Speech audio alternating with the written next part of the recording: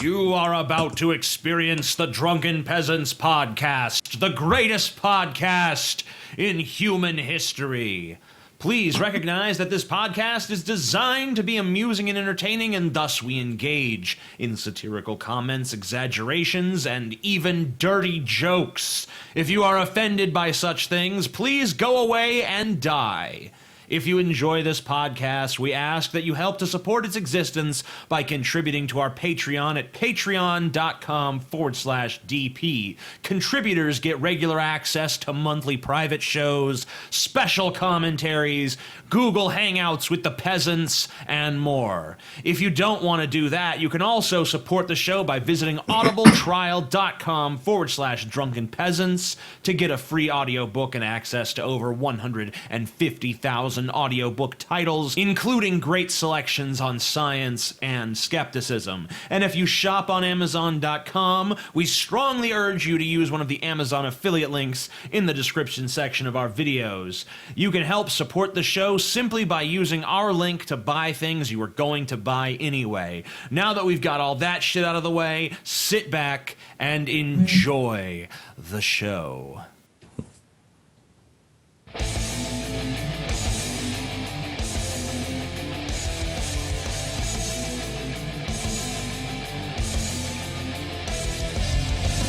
Coming to you live from the frigid armpit of America, this is the Drunken Peasants podcast with Ben and TJ, bringing you opinions of the news from an altered perspective. Suck it!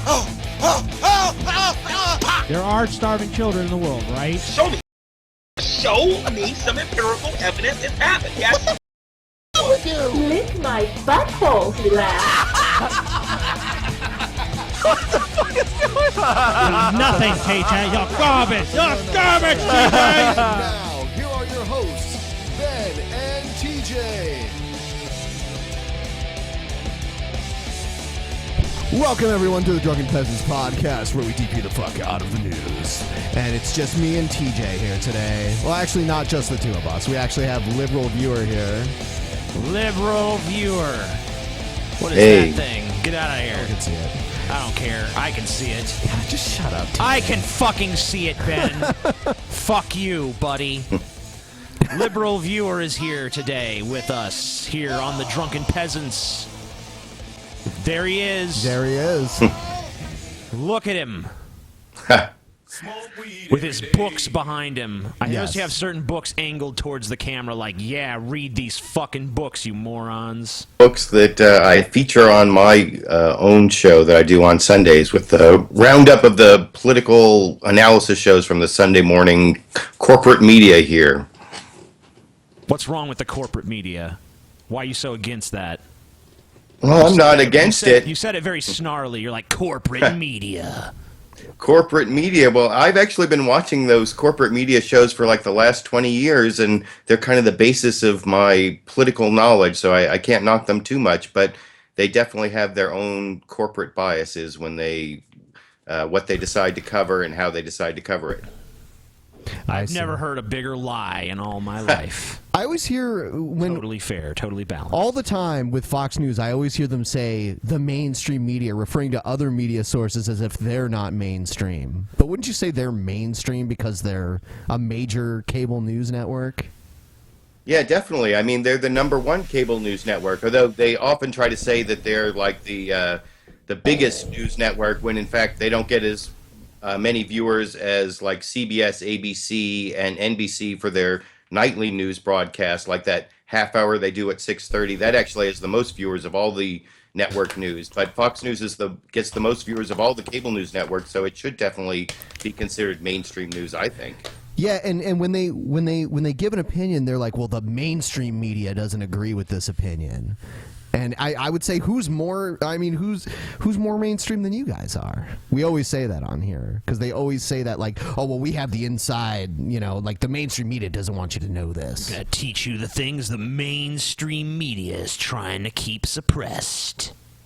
Well, that's kind of like the Fox News niche. In fact, if you read this book over here, The Loudest Voice in the Room by Gabriel Sherman, it talks about how Roger Ailes started Fox News to create this conservative news niche and He also used all these like entertainment values instead of journalistic values in creating the news network. That's why you see all these like blonde women and short skirts with low camera angles. Oh and, no, they only got a couple of those. Yeah, there's barely any. I've never even seen a blonde anchor woman on No, Fox. never. Not one time. I think you're looking for patterns that aren't there. No, me and Ben used to joke that they were like clones. Like there's like a Stepford factory Wives. somewhere manufacturing these things.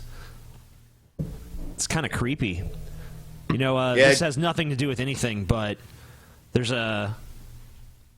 my little brother Stevie is visiting from out of town. Oh, God. He's very sensitive, right? And he went through this like survivalist phase. I'm still not convinced he's out of it, but it was like he's preparing for the zombie apocalypse, right? And you know, he's like, well, maybe they won't be zombies. Maybe they'll just be like people infected with some disease trying to get my resources. Like, what resources do you have? He's like, guns? well, I've got guns, fish, and berries. He's from Louisiana. Yes, He kind of looks like a Duck Dynasty guy. Yeah, he does. And we started making fun of him, like, oh no, the zombies are after my berries. You know, like, berries. Because him and his friends would run around in the woods, like doing combat drill, like zombie combat drills and things like that. Yeah. Anyway, Stevie got really butthurt and he started shaking violently, and I think he wanted to hit us, but Yeah, I think so. you know, And he's not here tonight. he's not here. But I thought we'd shit on him a little nonetheless. But anyway, that has nothing to do with anything. I just want to get it out there. We should probably watch one of these videos we got. Yeah, the first video is about the Chattanooga shooting. Oh. Yeah. Chattanooga. Yep. I'll tell you what. Full disclosure, I know nothing about this. Really? Really, you don't? Nope, I haven't been paying attention to the news for the last couple days. Yeah, there's a shooting in Chattanooga, Tennessee. So Yeah, I've just been practicing saying Muhammad Yosef Abdul Aziz. Yeah, that was I believe at least one of the alleged shooters. Was there one or more? Just one. I guess I'll find out in a second. All right. Around 10:45 this morning, the first shots fired. A witness says a silver Mustang convertible pulled into this plaza lined with military recruiting offices. He just pulled up, and I didn't think anything of it. He had his drop top, and he looked to the side, and next thing you know, he lifted up his arms like this with a big black gun, and just, it was one shot, and then it was just endless shots, one after another, just unloading. From there, the alleged shooter now... Wow, look at the smirk on his face. Yeah, I shot him. Yeah. Wow. Identified I like the way she said big black gun there, too. Had a big black gun. 24-year-old Muhammad Yusuf Abdulaziz took off, racing to a Naval Reserve Center about 7 miles away. Police responded, giving chase, catching up with him at the Reserve Center where a gun battle broke out. They arrived on the scene extremely quickly, and they actively and enthusiastically engaged this brazen criminal. The response by the local law enforcement was overwhelming. They were able to neutralize the threat. 4 Marines were killed on the scene. At least 3 others were wounded. Sources tell CNN the shooter also died on the scene. Shooter. It was all over within 30 minutes. A former recruit is devastated to see the aftermath. Why would you kill the people that volunteer to protect you? Wow. Yeah. We are Got any jokes, Ben? No, I don't have anything that can turn that around. Yeah. Sorry. That's like a comedy nosedive right there. It's an act of domestic terrorism. And late tonight, a law enforcement source tells CNN the FBI is working the case as a potential terrorism investigation. Okay, so because he's Arab. Of course. If he was a white dude, it'd be like he's just some crazy guy. Yeah, and you know, if you look at the definition of terrorism, it's supposed to be targeted at civilians, and he killed, I mean, it's tragic, but he killed these 4 Marines. Is that actually terrorism when it's a military target? I don't know. Yeah, I mean, that's a good question. I'm not sure. It was at some sort of recruitment center. It looked like it was in like some sort of shopping plaza or something like that. I've seen a lot of those before, and it seems like this isn't the first time a place like that's been targeted. No, this is like kind of the same as like the Fort Hood shooting and shit. Well, that was on a base though. I've heard of shootings at recruitment centers before. Really? Yeah, there was a 2009 shooting at an Arkansas recruitment center. I saw that on the news. Was that a Muslim too? I believe so. Yeah. Before we move on, I actually wanted, because the reason I played this video first is because we actually have some stuff that Donald Trump and Jeb Bush both said about this that I wanted to play, but I forgot. I wanted to give Alan, LiberalViewer, the opportunity to kind of introduce himself and give our viewers that maybe not know so much about him or his channel, just let them know who you are and what you do, and we do have a link to his latest video in the description below. I'm a former, I guess you could say, a recovering lawyer, and for many years I've been a stay-at-home dad and also an ACLU activist. I've turned my legal degree into sort of like a volunteer activist avocation while I also do my stay-at-home dad stuff. And then since 2006, I just hit my 9-year anniversary on YouTube. I've been making media criticism and political analysis videos. I'm most famous for my Fox News bias playlist, and I've just added a new one.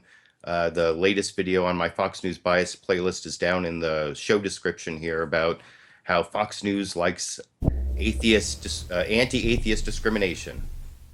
It's true. Who's your favorite guy on Fox News? My favorite guy? Well, I guess the least biased guy is probably that guy Shepard Smith. No, I mean like just in terms of like comedic value. Oh, comedic value. Well, well, I really like Megyn Kelly, who is on the video I made earlier this week. She actually used to be a lawyer also, and then she totally lied about the law on these immigration detainers after the San Francisco shooting. And I think, she's going to be the next Bill O'Reilly. She's taking over like the main top Fox News cable programs. I would have to agree with you there. I was kind of surprised when she ended up over there, like actually getting her own show. But now I kind of see she's really establishing herself there. I believe Ann Coulter was a lawyer too at one point. Also, yeah. So that's pretty interesting and scary. Yeah. Yeah, I wanted in the next video here. Obviously, Republicans do this a lot when shootings happen. They're going to say, "Well, if they could have had guns there, this wouldn't have happened." And that's Donald Trump and Jeb Bush. So Jeb Bush. The Marines didn't have guns. Well, they didn't have guns in the recruitment center. I don't know, man. We can publicly identify all 4 of the Marines who were killed in those attacks. They are Carson Holmquist, Thomas Sullivan, Skip Wells, David Wyatt. The Pentagon now releasing the names and some details gathered by CNN's Pentagon correspondent Barbara Starr that corrects and refines some of the information we've been reporting all morning. Starting with the last name we were holding out on, Marine Sergeant Carson Holmquist, 27 years old, we think, hometown listed by the military as Polk, Wisconsin, an Afghanistan campaign medal to his credit. He was an automotive maintenance technician. Sullivan is Marine Gunnery Sergeant Thomas Sullivan, reportedly shot to death at the Naval Reserve Support Center, 40 years old, reported to be an Iraq War veteran, Purple Heart recipient from the state of Massachusetts, the Springfield area, apparently believed to have been in the military for more than a decade and a half, served 2 tours in Iraq, got the Iraq campaign medal. There are reports that he worked in the past as a Marine recruiter, an irony that he would survive combat in Iraq and killed by gunfire here. The other 2 we're identifying, Lance Corporal Skip Squire Wells, 21 years old, said to be a member of the Marine Forces Reserve from Cobb, Georgia. He is the one who attended Georgia Southern, straight out of boot camp from what we can tell. We have some sound, I think, from a close friend of Wells named Garrett Reed, who's... I don't know what to say, though. So, yeah, I mean, I don't know. These clips may have gotten mixed up because I don't see... This isn't very long. So I don't know. I think they're just talking about those that were killed. But there was an article attached to this video basically saying that, Trump and Bush are calling to end gun-free zones in the wake of this shooting here. End gun-free zones? Yeah. Gun-free zones are just zones that criminals know, civilians can't protect themselves in, TJ. Yeah? Yeah, so what would your opinion be on that, Alan? Well, it's like people who are think that they're living in some Hollywood movie where when one person starts shooting, another person can like take them out if they have a gun, when that's not the way things really work in the real world. If like everybody has a gun, like there are going to be even more casualties in the crossfire. And it, since September 11th, there have been almost 500,000 people killed by guns in the United States. Since those 3,000 on September 11th, that a large segment of that includes people who commit suicide using guns, but that's still a huge number of gun deaths in the United States. And to think that more guns is the solution, it's just crazy. Yeah, and I mean, even I would argue how many of those people that took their lives with guns may not have made that decision if they wouldn't have had such an easy way of carrying that out. But yeah, it's a lot easier to just go boom or than it is to, climb onto some tall building and, wait for an elevator or, find a bunch of pills and take those, and then you might puke them up. And yeah. So it's probably like the most convenient way to end your life. Yeah, so... Yeah, I don't know what happened with the video, but apparently there was just a story linked to this video. But I'll move on to the next one here. This is a CNN clip about why Donald Trump is surging in the polls right now. Apparently. Surge. Donald Trump's rise in the polls causing heartburn for his Republican rivals. I want to save the country. Our country's going to hell. We have a problem. I want to make America great again. After initially brushing off the a guy that you wouldn't even like buy a used car from is the leading candidate in the Republican field right now. He just oozes like sliminess and hi, I'm a lying son of a bitch. How you doing? It's like, okay, this is your guy, huh? Neat. Of course, you have to remember that there are 16 candidates, in the Republican field right now. So leading in the Republican polls means he has 15%. And there's even in the Republican field, there are 75% of Republicans who say they would never vote for Donald Trump. So his ceiling is 25%, and he's leading the polls with 15%. So I think the amount of candidates they have now just shows how divided they are at this point. I mean, is there 3 times as many candidates on the Republican side? I don't know if it's based in ideological division as much as competing egos. Well, I would say that's definitely part of it too. Yeah. Mm-hmm. And a lot of it's name recognition now. I just saw this story. The Huffington Post today said that they're going to cover the Donald Trump campaign in their entertainment section, not as politics anymore, because it's a sideshow. Crash billionaire. Is that sucker real? Some are now engaging head up. Come on, Trump. Whether it's real or fake, it looks hideous. Yeah. Let's just agree on that. Yeah, if your hair's real, why don't you change your haircut? Yeah, because I would only have that haircut if I was trying to cover up baldness. Yeah. And why do you part your hair on the side of your head? I don't get it.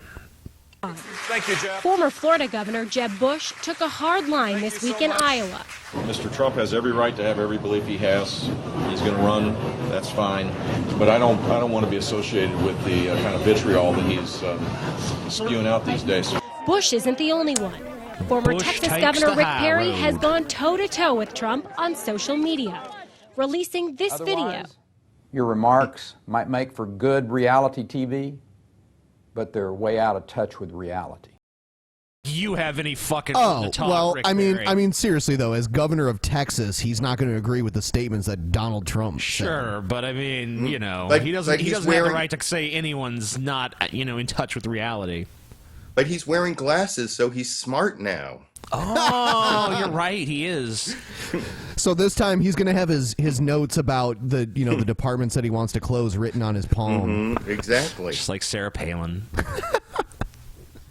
And followed up by tweeting, "What Mr. Trump is offering is not conservatism. It is Trumpism, a toxic mix of demagoguery and nonsense." Sounds like conservatism Trump hit to me. back, tweeting that Perry doesn't understand what the word demagoguery means. Oh, really? Adding that Perry should be forced to take an IQ test before being allowed to enter the GOP debate. I actually agree with that one. I would say you shouldn't be able to run for president if you've declared bankruptcy more than once. I would say you shouldn't be able to run for president if you've ever talked about secession like it's an option. Well, that's true too. Both of these guys. I mean, like he's had all these businesses that he's had to declare bankruptcy on. I mean, is he really the candidate that, I mean, even fiscally, they're like, oh, he's so successful, he's a billionaire. It's like, how much has he had to fail in the business world to get where he is, too? Let's also remember that it's not like he's a self-made billionaire. His father left him millions and millions of dollars. He made some easy investments for anyone with the kind of money he had to make. And his fortune just grew and grew. We can't just ignore the fact that many of his business ventures failed. Republican contenders are embracing Trump. Oh, I'm sorry, what were you saying? I was just going to say that one of the things that Donald Trump did that was unexpected is he actually filed his financial disclosures this week, and he actually has more money than people thought just because he has real estate, and real estate has risen in value. But I think he's worth like $10 billion, but I think it's true. That's where he made most of those investments, yeah. Yeah, and how much money does he have in Switzerland, too? You know? Hoping to win his supporters if the real estate mogul's political star fades. Texas Senator Ted Cruz had warm words for Trump following a private meeting between the two this week in New York. I'm a big fan of Donald. One of the things I respect about Donald Trump is he's willing to stand up and shit, speak. McCarthy's come back from the grave. He makes me wish him like saying good things about Trump makes me wish you could like negatively vote for somebody. Yeah, like I vote against this person. Yeah. So I want to get your opinion on this as someone who's studied law. Obviously, there's so much law out there, and you can't be an expert on everything. But is Ted Cruz, in your opinion, could Ted Cruz be president with the way the law stands because he was born in Canada? Actually, yes. I made a video about this like several months ago about what is the definition of a natural-born citizen, and if you're born of a U.S. citizen who's coming back to the United States, you actually are a natural-born citizen, just like John McCain was, even though he was born in the Panama Canal Zone. Yeah. When he ran, and it's kind of silly. I mean, it's going to be really funny if he becomes a real contender to see how the birthers deal with the fact that he actually was not born in the United States. But I actually, as a legal matter, I do think Ted Cruz could legally run for president. Okay. Yeah, I mean, not only was he not born in the U.S., but neither was his father. So it must be his mother that he gets his... Yeah, it's his mother. Yeah, okay. Americanism is passed on through the vagina. Exactly. Truth, and he's willing to take on Washington. One thing is clear, Trump's entrance to the race has made a big splash. All of these motherfuckers in Washington that are always talking against Washington. Yeah. Well, I'm not a politician, but I'm running for office. It's like, yeah, you're a politician. Or you're in office. Yeah. You know, Ted Cruz is in office. He's like, fucking Washington. It's like, what the fuck are you, dumbass? Also, this picture of him looks more like me than him. Yeah, it does, kind of. Yeah. Look no further than next week's cover of The New Yorker. Not hairy enough there. And all the attention on Trump has left some Republicans, such as New Jersey Governor Chris Christie, looking to change Don't give him that baby, he'll eat it. He's like, oh, this is going to be delicious. Give me the baby. But Chris Christie's actually doing better in New Hampshire. He's in the top 4. That's pretty surprising. Yeah, it's because the scandal he was involved in can't be explained in one sentence. Oh, okay, so people don't even really know what had happened. If a scandal takes more than one sentence to explain, 50% of Americans are just lost. On answering those questions. I've answered about 15 times in terms of my view on it. Okay, so he wasn't answering any Trump-related questions. True. Yeah. Yeah, so... Yeah, TJ wanted me to play this as the 4th video in the show tonight. I saw in the background that you have like a Spock thing in the background there. I do. That's like a Spock coffee cup my family got for me, and I started putting it up in my background there when Leonard Nimoy died, because Spock was a big influence on my life when I was growing up. I'm a big Star Trek fan, so. So are we. We're actually huge Star Trek fans, and we came across this woman's videos, and we almost view them as fiction. But she believes that her and Brent Spiner are... there's so much to explain. Maybe you can explain it better. She believes that her and Brent Spiner are a thing, that the Brent Spiner that appears in the media, which pretty rarely... Is a clone made by the Jesuits. The Jesuits. She believes that she has a harem of male celebrities that fly around in space in a ship called the Church of Gail, and they get into wacky adventures, and they're often raped. And she makes a lot of references to penises and scatological things, but with total seriousness. Anyway, you'll see. He's like, yeah, okay. Can't wait to see this.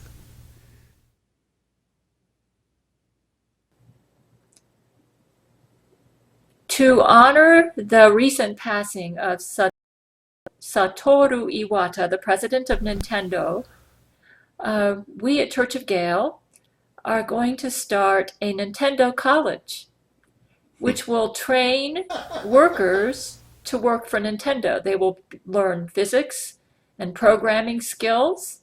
And the reason we're doing this is because Satoru Iwata was reading a job application that made him laugh so much. This seems hard to believe, but Brent Spiner just Skyped with me and told me it made him laugh so much that he ended up dying of a heart attack. So he didn't really die of something in his neck. It was a heart attack caused by excessive laughter. So the job applicant is just overwhelmed with guilt right now. They feel like they killed Satoru Iwata. So yeah, so recently the president of Nintendo passed away. And so Gail here, because she's such a benevolent creature, is going to start a Nintendo college. Brent Spiner told her how he really died. Where people can go to learn physics and programming so that they can work for Nintendo. Because Nintendo can't do its own training. They need Gail's help. We're going to go ahead and start a Nintendo college to honor the Nintendo CEO. Yep. And it will train them.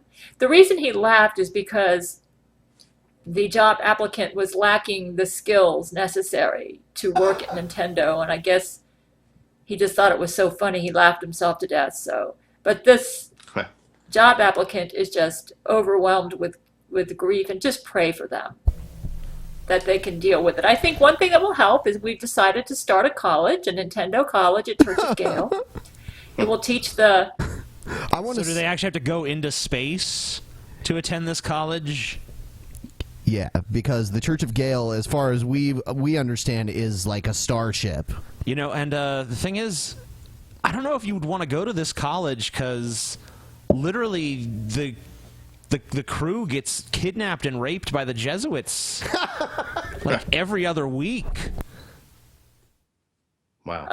Anyone who wants to work as a programmer at Nintendo to make games like Pokemon and things like that, it will teach them programming, computer programming skills, physics. So it's going to have a combination of the sciences, and these courses will be taught from the perspective of how to apply these skills to Nintendo or something like Nintendo. So people who go to this college will be trained in how to be game programmers, and they will take physics and computer programming specifically designed to be used at a place like Nintendo. Right, I get it. You know, kind of like when I used to be in nursing training a long time ago, and they have like chemistry for nurses. Instead of taking the pre-med chemistry, a lot of people in nursing training can just get away with chemistry for nurses, which is chemistry designed specifically for the health sciences. And this is kind of like along that line. So anybody who enrolls in this college, you will be taking all of the programming courses and the not chemistry, physics, and whatever hardcore sciences. And I think we understand that if you go to this college, you're going to take physics and programming. That's been reiterated several times now. And it's specifically geared for Nintendo. You know, what I find amazing is that she claims that she's a former nurse, but her whole thing is about how the CEO of Nintendo supposedly died of laughter. Yeah. That doesn't really make it... She didn't say she was a good nurse. Come on. The CEO of Nintendo actually supposedly died of some problem with his bile duct, according to the press release from Nintendo that I actually read because I'm kind of a Nintendo fan. And it's this weird Japanese culture thing where I think he actually died of cancer, but that's like the most they can say in Japanese culture is that it was a problem with his bile duct. But she's saying he died of laughter, which I don't know. He did. Gail has been told that she is the most intelligent woman alive is she? On Earth today. Who is she the descendant of? Was it Isaac Newton? Yeah, something like that. Yeah. Or at least like the next in the line of great thinkers anyway. Someone went to a Star Trek Q&A panel and asked Brent Spiner if he knows who this woman is. And he said, yeah, it's only been going on for like 23 years. Well, that whole thing about having a fantasy about someone who is like unknowingly having a romantic relationship with you, that's like really typical of bipolar disorder, I think. But yeah, and she also has published books detailing her love affair with Brent Spiner, and she's even written books from his perspective and said, yeah, this is written by Brent Spiner. So it's pretty strange stuff. Math classes that you need to succeed as a programmer working for Nintendo, making games and stuff, but it'll be taught in a manner geared specifically towards people who want to go into the gaming industry. Wow. And what we're going to do is we're going to offer this job applicant a scholarship to study this coursework, to study the computer programming and the hard sciences needed in order to get a job with Nintendo. Yeah. Or a company like Nintendo. Okay. So I just want you to pray for this person because they're just overwhelmed with guilt. They've been seeing Gerard Butler and they feel like they're responsible for this man's death because he was reading the job application when he had his heart attack and he was laughing so much at the lack of skills in the job application. So anyways, anybody who would like to enroll in this college, contact my men at gailsmen@yahoo.com, GAILSMEN@yahoo.com. Hey, everybody. Contact Submit your that. applications, people. I would say everyone, submit your resume or CV to that email address that she just mentioned, to Gail's Men.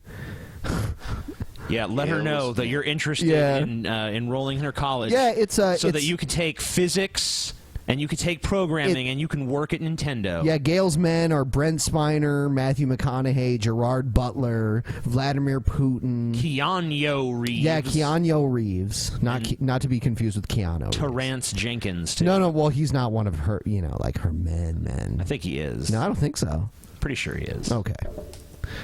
And from what Brent says, that he thinks they will be able to set up a scholarship for this job applicant. And you can, this is Romans 8:28. Right. God allows, this person is a Christian, and the right perspective on this is, God allows everything to happen for a reason, even things that we think are our failures, and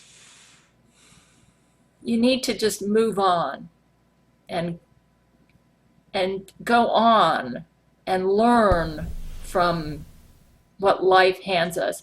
And remember Romans 8:28, and we know all things work together for good to those. She Skypes with Jesus, by the way, just so you know. Yep. Those who love God. the best way to honor Satoru Iwata because of your job application that you feel, caused his death is now go to the Nintendo College at Church of Gail, and Brent tells me he can offer you a scholarship so that you can study the physics. The physics? It's going to be called Physics for Working at Nintendo. And That's what it's called. All right, I'm done. I can't take it Physics for anymore. working at Nintendo. I can't That's take it the name anymore. of the class. Yeah, so like a cool class. if you guys want to apply, just write to Gail's Men. I have to wonder Yahoo. I have to wonder who actually receives that. Who knows? Who so knows? I have 2 print articles here that I think we could cover. New sex app films couples in case police so, need to know. So this is an app that both parties make a video consent statement to. Oh, I see. So you make a consent statement to the app to prove that you were both consensual. Okay. A new app has been launched aiming to cut down on date rape and false allegations by making would-be lovers record video granting sexual consent. Users film 20-second clips on their phones stating who they are about to have sex with, also recording their face and their partners. It is then stored for use by police if there are any allegations of rape or other sex crimes. One thing I do want to say is that I have heard that people involved in pornographic films do similar consent statements. Sure. But I mean, I don't know, it seems kind of hyper-paranoid. Like, yeah, we can have sex, but I'm afraid you might accuse me of rape later, so... Oh, no, that won't kill the mood, TJ. No. Why don't you just record a statement saying that you're willing to have sex with me? And, but, don't the feminists always say that consent is, like, a constant thing anyway? So, she could consent and say, you know what, midway through I changed my mind, and he kept going, and I was raped. So... I don't know if this even necessarily is effective. What do you think, liberal viewer? You're a legal mind. Well, I think if you have to record the consent on video, then you have really poor relationship skills. That you must be either like drunk or stoned, or I don't know who this app is supposed to be aimed at, but.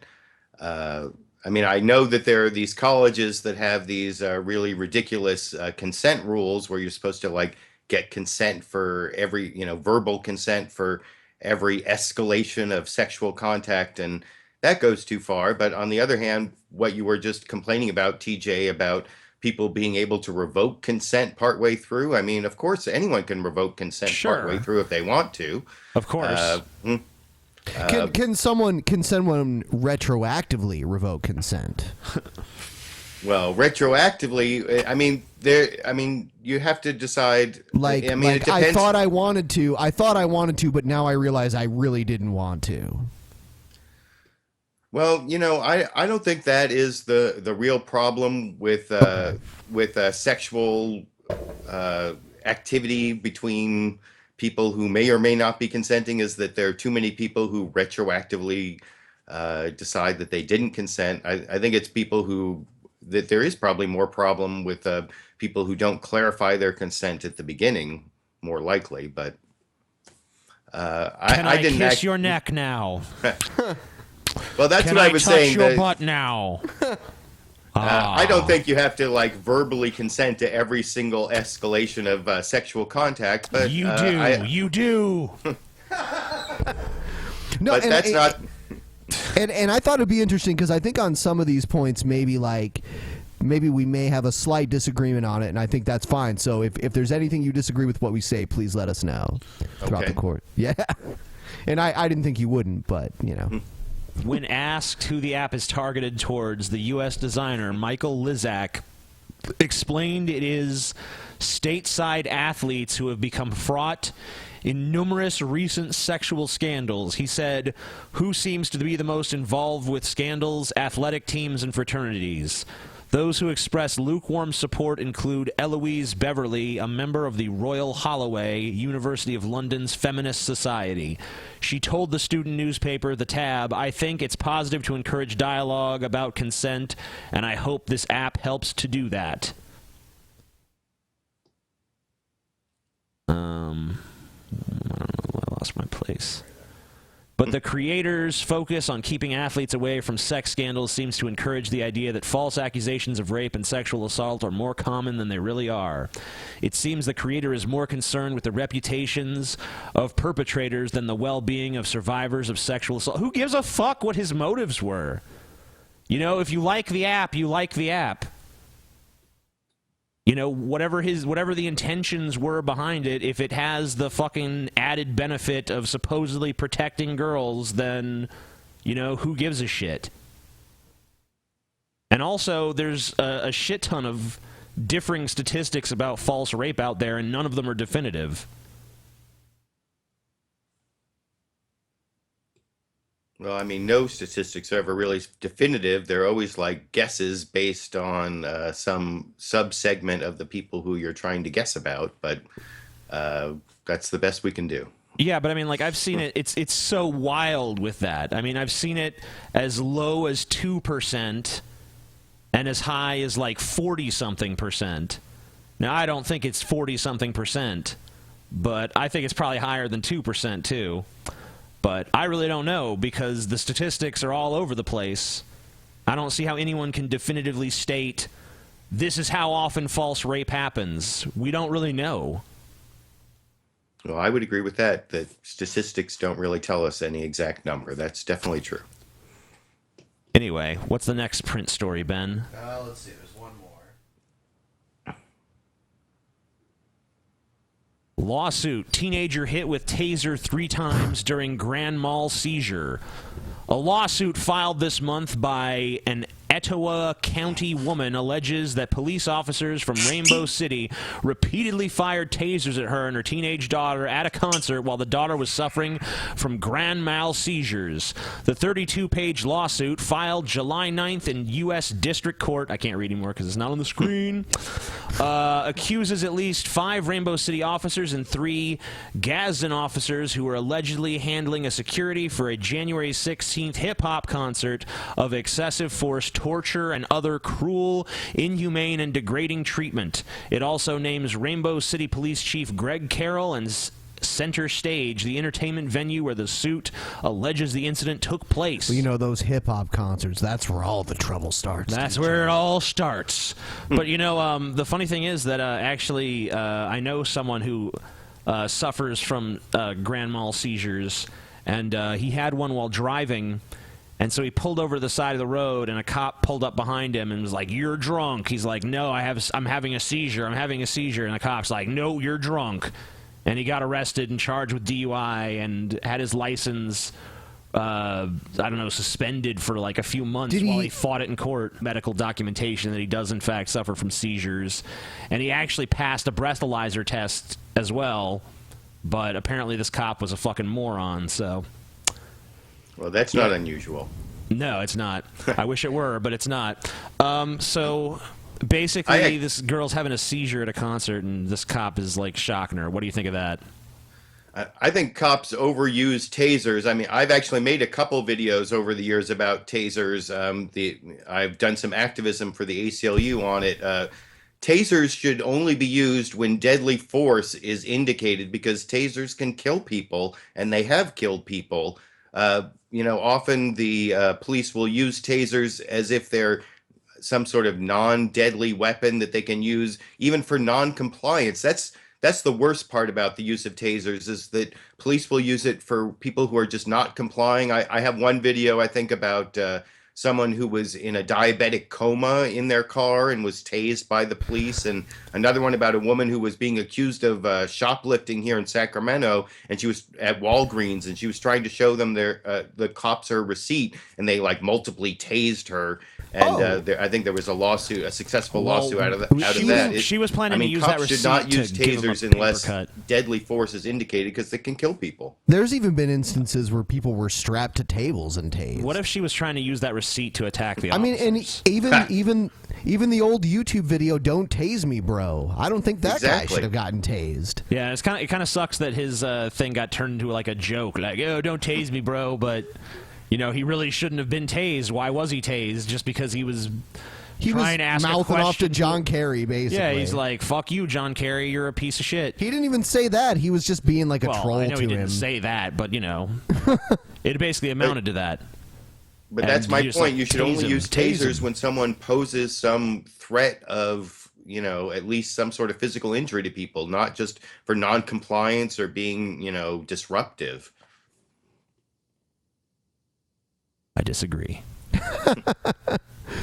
The suit states that the teenager, as a result of the accident, suffers from a medical condition that brings on seizures, causing her to lose consciousness, experience muscle contractions, and sometimes exhibit loud vocalizations caused by the forceful exhalation of air from her lungs. Grand mal seizures are caused by abnormal electrical activity in the brain, according to the Mayo Clinic. According to the lawsuit, after the concert began at 8 p.m., a performer at one point left the stage and went into the crowd, causing a stampede that knocked the teenager to the floor. Other concertgoers trampled her, triggering a seizure. This caused the crowd to part around the girl, and her younger sister informed employees at center stage that she was suffering from a seizure. The suit states an employee picked her up and carried her to the lobby, where she was unceremoniously dumped onto the floor and held with a chokehold. The suit alleges that the mother learned of the daughter's condition from the sister and came to the venue. When she arrived at the lobby dressed in a t-shirt and pajamas, the mother was held down on the ground at 5 different points of her body by police. What? Then restrained to hold her wrists. Well, remember, this is their version of Oh, the and story. by the way, they are black. Just in case you're wondering. Yeah. Yeah. I think that goes without saying. Yep. Hands and fingers are immobile. After a police officer twice instructed another officer to get her, an officer fired his taser at the mother while she was restrained, causing her to urinate. And then a janitor acting quickly put up the wet floor sign. So. The taser was also employed 3 times against the teenager, who was face down with her arms secured behind her. The suit states she temporarily lost consciousness. So basically, there's some girl having a seizure. No one knows what's going on. They won't actually listen to the people who are trying to explain to them what's going on. So it's just like, this girl's crazy. She's probably on drugs. Yep. Chokehold her. Well, you know, just taser. Just like the guy we've been arguing with for like the last few weeks. You know, if black people, you know, don't want to get harassed by police, maybe they should stop committing crimes. TJ. Yeah, stop committing crimes. Having a seizure is a fucking crime. Don't have seizures, black people. That's enough of your so-called seizures. All right? We don't buy that bullshit. That chick was on crack cocaine. That's the real fucking answer. At the hospital, the suit claims police made jokes about the teenager and threatened to have her committed to a mental hospital. Yeah, that sounds like the police. Yeah, I don't know. That's pretty much all. Yeah, I mean, cops are assholes. How does this just 5,622,000. when we've done this show for about a year and a half, and we do it 3 times a week now, and the amazing thing is that if we wanted to, almost our entire 3-hour show 3 times a week could just be cops messing with people, shooting them, tasing them, beating them, you know, charging them with crimes they didn't commit, stealing from them. Has it always been this way, or is it just because now we have the technology to monitor it better, we know? Yeah, what do you think? I think it's definitely always been this way, and the technology is starting to show it. You know, back in like the end of the 1990s and beginning of the 2000s, I was a public defender, which means I defended people who were too poor to afford a lawyer and accused of crimes. And I read hundreds and hundreds of police reports, and then I would talk to the people who were accused of the crimes, and I would hear stories very much like what you saw in that news story about the tasing, where the victim, the person accused of the crime, would have some totally different story than the cops who would, you know, claim that they were at risk and they, you know, had to use this force against someone who was threatening them. And it's always been like this. It's just as we've gotten more and more video cameras, we're getting more and more evidence of the way it's always been. So, you know, at one point it's like people just default believe the police. Well, obviously the lying criminal scum is telling a tall tale and the police are telling the truth. I've done jury duty and heard, you know, prospective jurors say, you know, I would believe a cop over a civilian. That's one of the questions that's commonly asked. But yeah, and I have to wonder if they were just trying to get out of jury duty, but I was just floored by that I would hear someone say something like that. Actually, that was my uncle was dismissed from a jury because he was asked that question. He said, actually, I would believe the cops less than a normal person because I think they're, you know, fascist pigs, basically. It's like, you can go now. You're dismissed. We don't want you on the jury. I think Homer Simpson on The Simpsons once said his trick to get out of jury duty was to say, I'm prejudiced against all races. But I actually... when I was a public defender, you know, criminal defense attorney, that would be, you know, my very last option would be trying to say that the cops were lying, because that's the hardest thing to sell to a jury. I would try to like find some way that my client was innocent that didn't conflict with what was in the police report, like they were just mistaken, or, you know, you can never, I mean, if you want to say the cops are lying, that's like the biggest uphill battle as a criminal defense attorney. You can't do that with a jury. The next video we're going to play here is something I've actually criticized Obama on for the times, especially in California, where there have been federal raids on medical marijuana dispensaries there. Obama here, he was giving some sort of press conference in a penitentiary. And, you know, he says that... Oh, Gail looks beautiful there. He said these people... That's not Obama. No, not yet.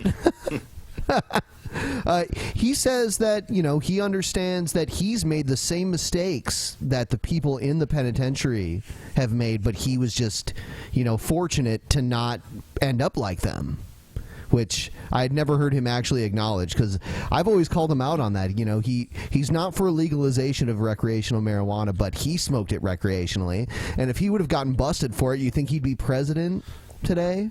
There's a good chance he would not be. Yeah, the He also Choom did Gang. coke, You know about the so- Choom Gang, right? The Choom Gang? Yeah, that Obama, that was his like marijuana group in high school, was the Choom Gang. No, I didn't even. Did he write about that in his autobiography? Yeah, the audacity of hope, I think. I see.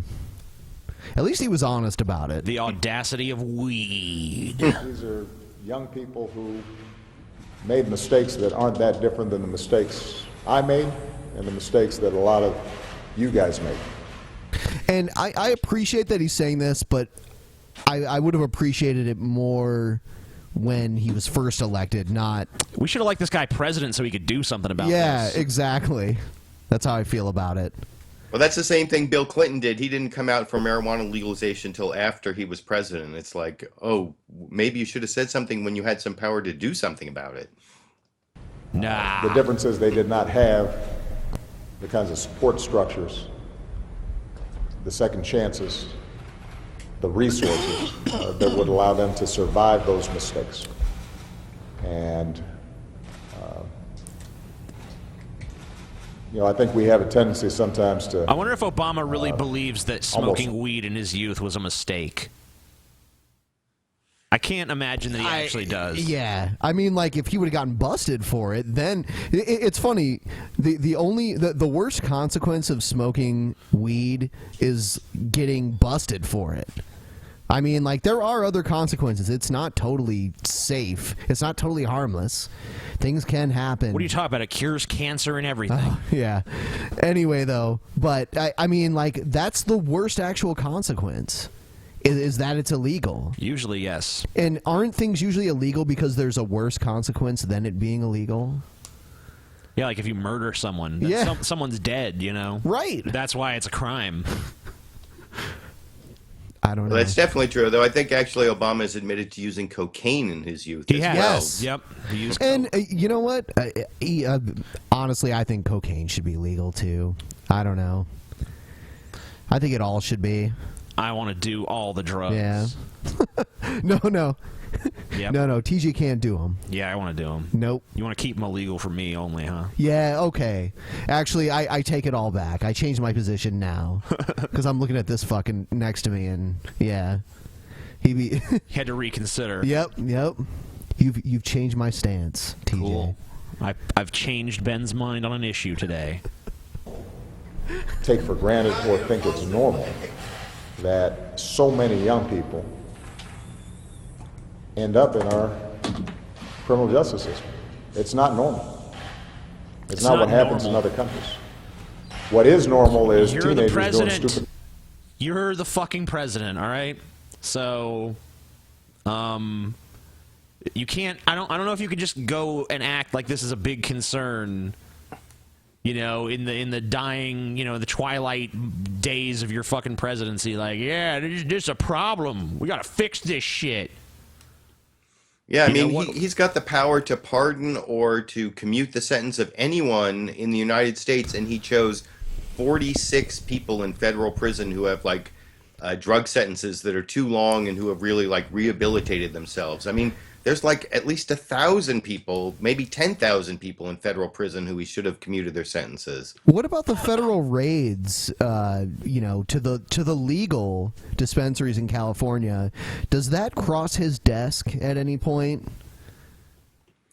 Well, that's usually up to the Attorney General, and for most of his administration, they were raiding dispensaries here in California, and then they came up with a policy where they said they weren't going to do that anymore. But I think the new Attorney General, Loretta Sanchez, is actually even more anti-marijuana than Eric Holder was. Wee! Thanks. What is normal is young people making mistakes. I'll tell you what. We in May. All of us here involved with the show here, we went to the Netherlands, and we were there for a week, and it's been legal there for like 30 years, and their society hasn't crumbled. It has. And when we were there, it was like, it wasn't like we were washing our backs waiting to get stabbed by crazy marijuana addicts in the street.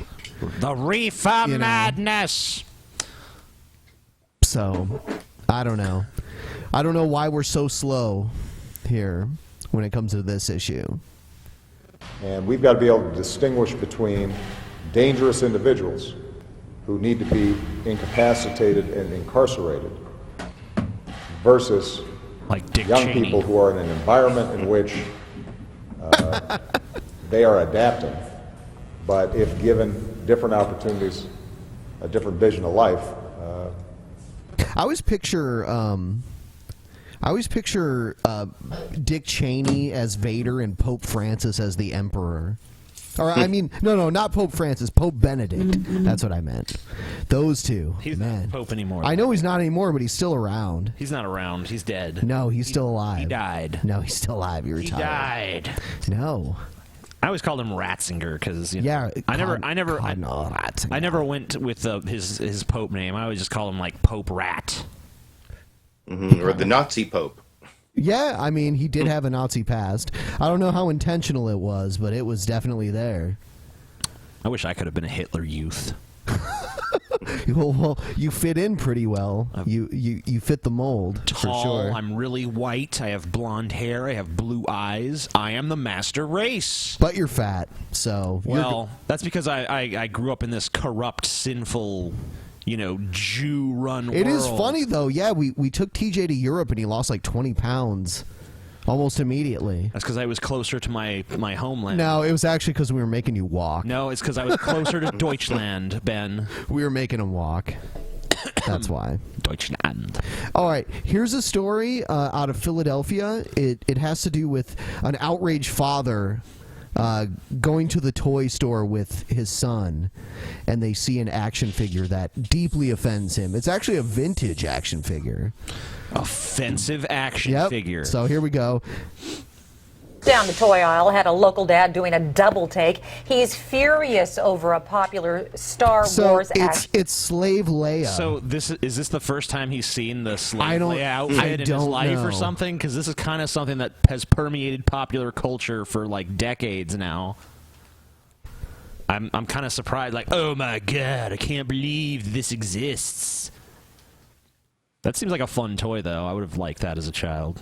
figure sold in stores in our area. He says, you know what? Not appropriate for young children. So is it harmless movie memorabilia or too racy for youngsters? Too Take a look. racy You for decide. youngsters. We sent our Chris O'Connell to talk with the First they see the titties, then they commit the homicides. dad and do some digging. And Chris, you say this toy is not just being sold in our area. No, it is being sold all over the country, and this is...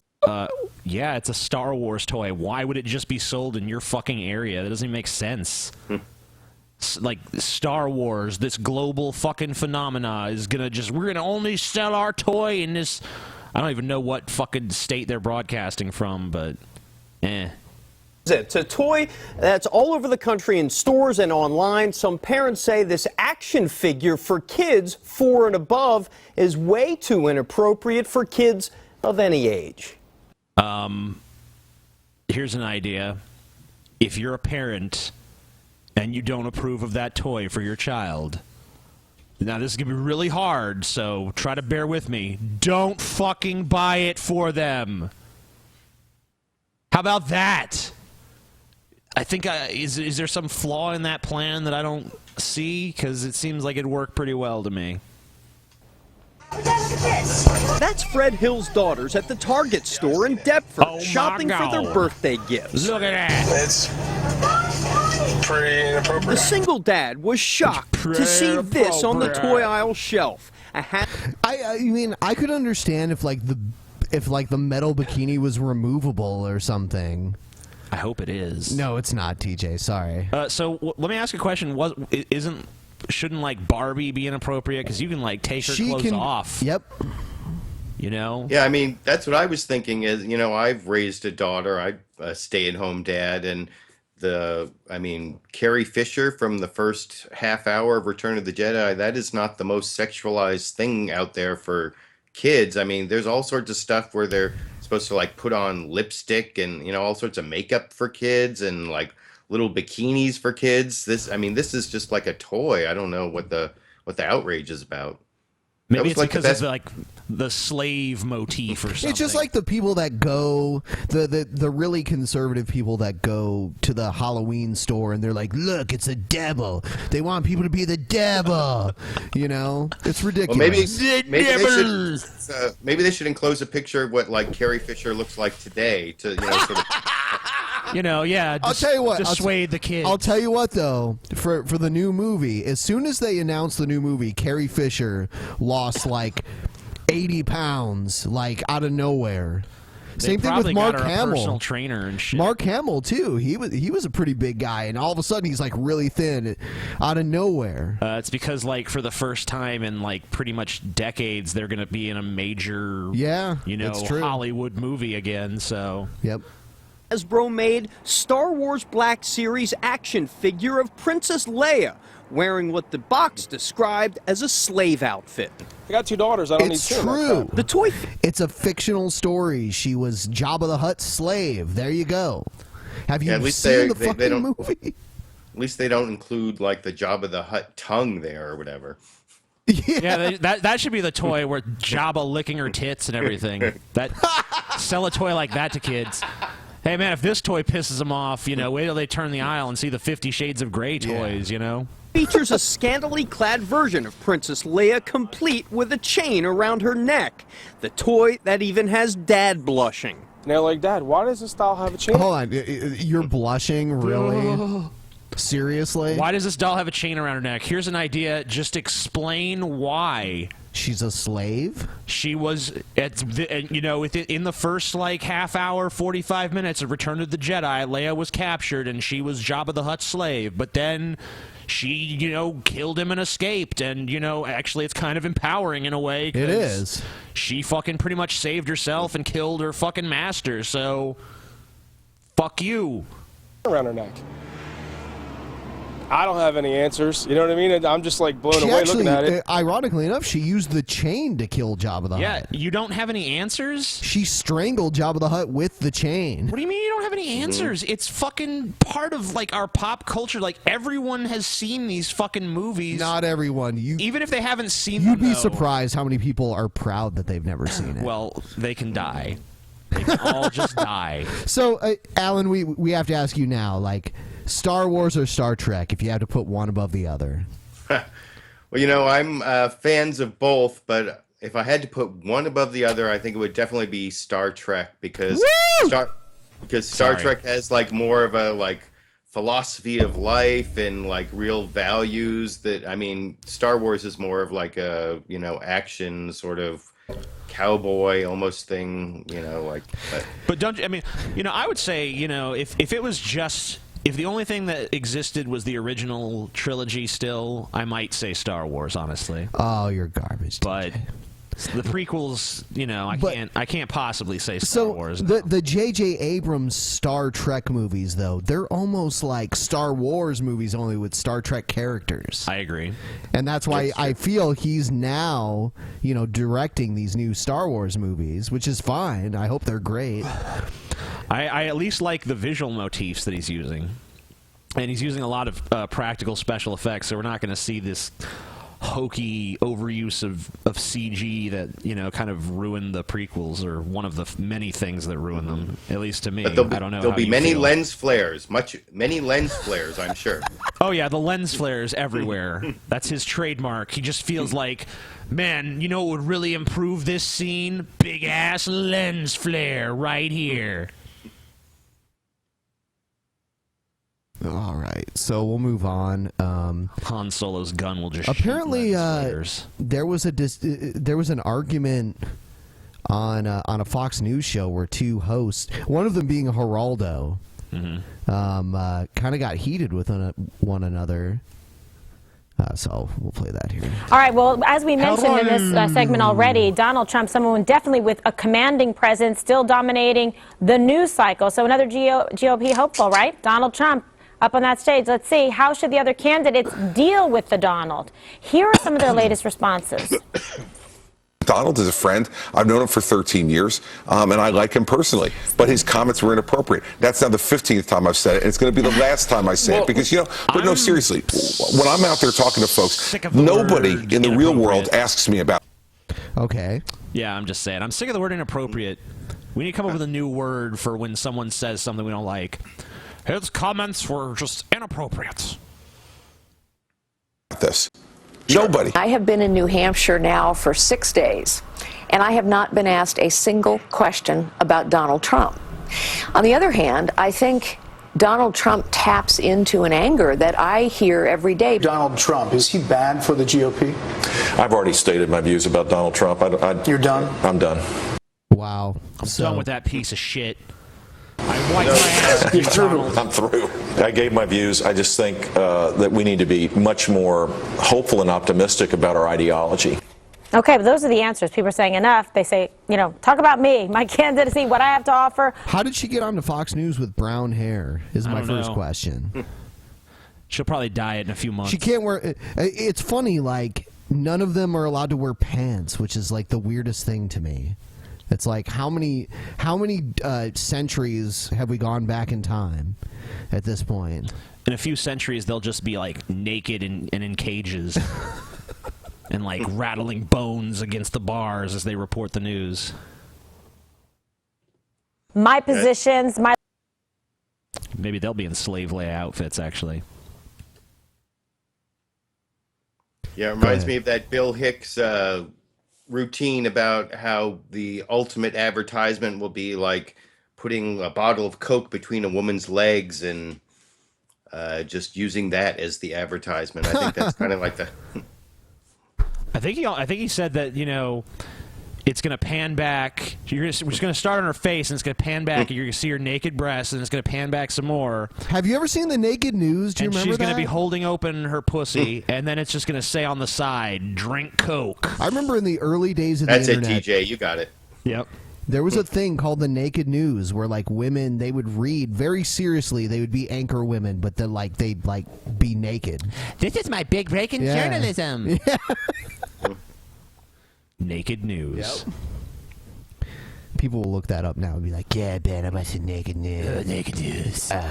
Information and and tits. Yep. Level of preparedness and ideology versus the other guy. That makes sense, Eric, right? They want to focus on what they have to bring to the table. They don't want to give him any more of the spotlight than he's already commanding. As it is right now, I think someone did a study, and it's like 48% of all the social media activity is Donald Trump, and the other 14 now are splitting the balance. Yeah, but the reason it's Donald Trump is because... The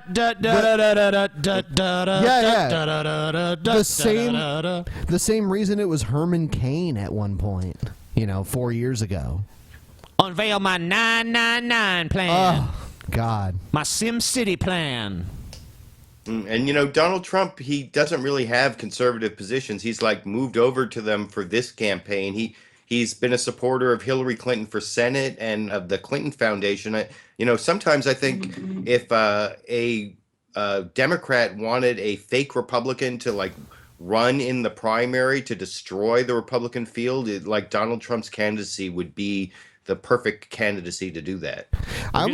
X-Files conspiracy. I almost feel like the presidential campaign was like a publicity stunt for his reality shows that went too far and ended up getting him fired from the reality shows, which is what happened. So now he's like, damn it, guess I actually got to become president now. The same goes with the media. I find it very hard to believe, Chris Christie, that they don't ask you about Donald Trump. It would be one of the first questions. What about Carly Fiorina? Well, I find it very hard to believe. It's impossible to believe. They're lying? It's impossible. It's impossible. Right. I would say that Chris Christie... That's his wife, not his daughter, by the way, going down the escalator with him. Just want to point that out. Doesn't want to give Donald Trump any more of the spotlight. Yes, so he's going to say, they don't really ask me about that.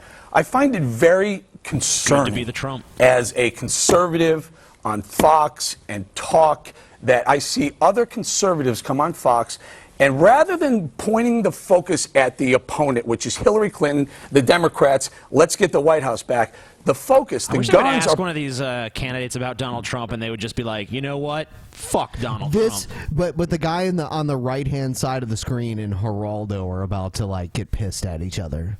Are they going to have a little tussle?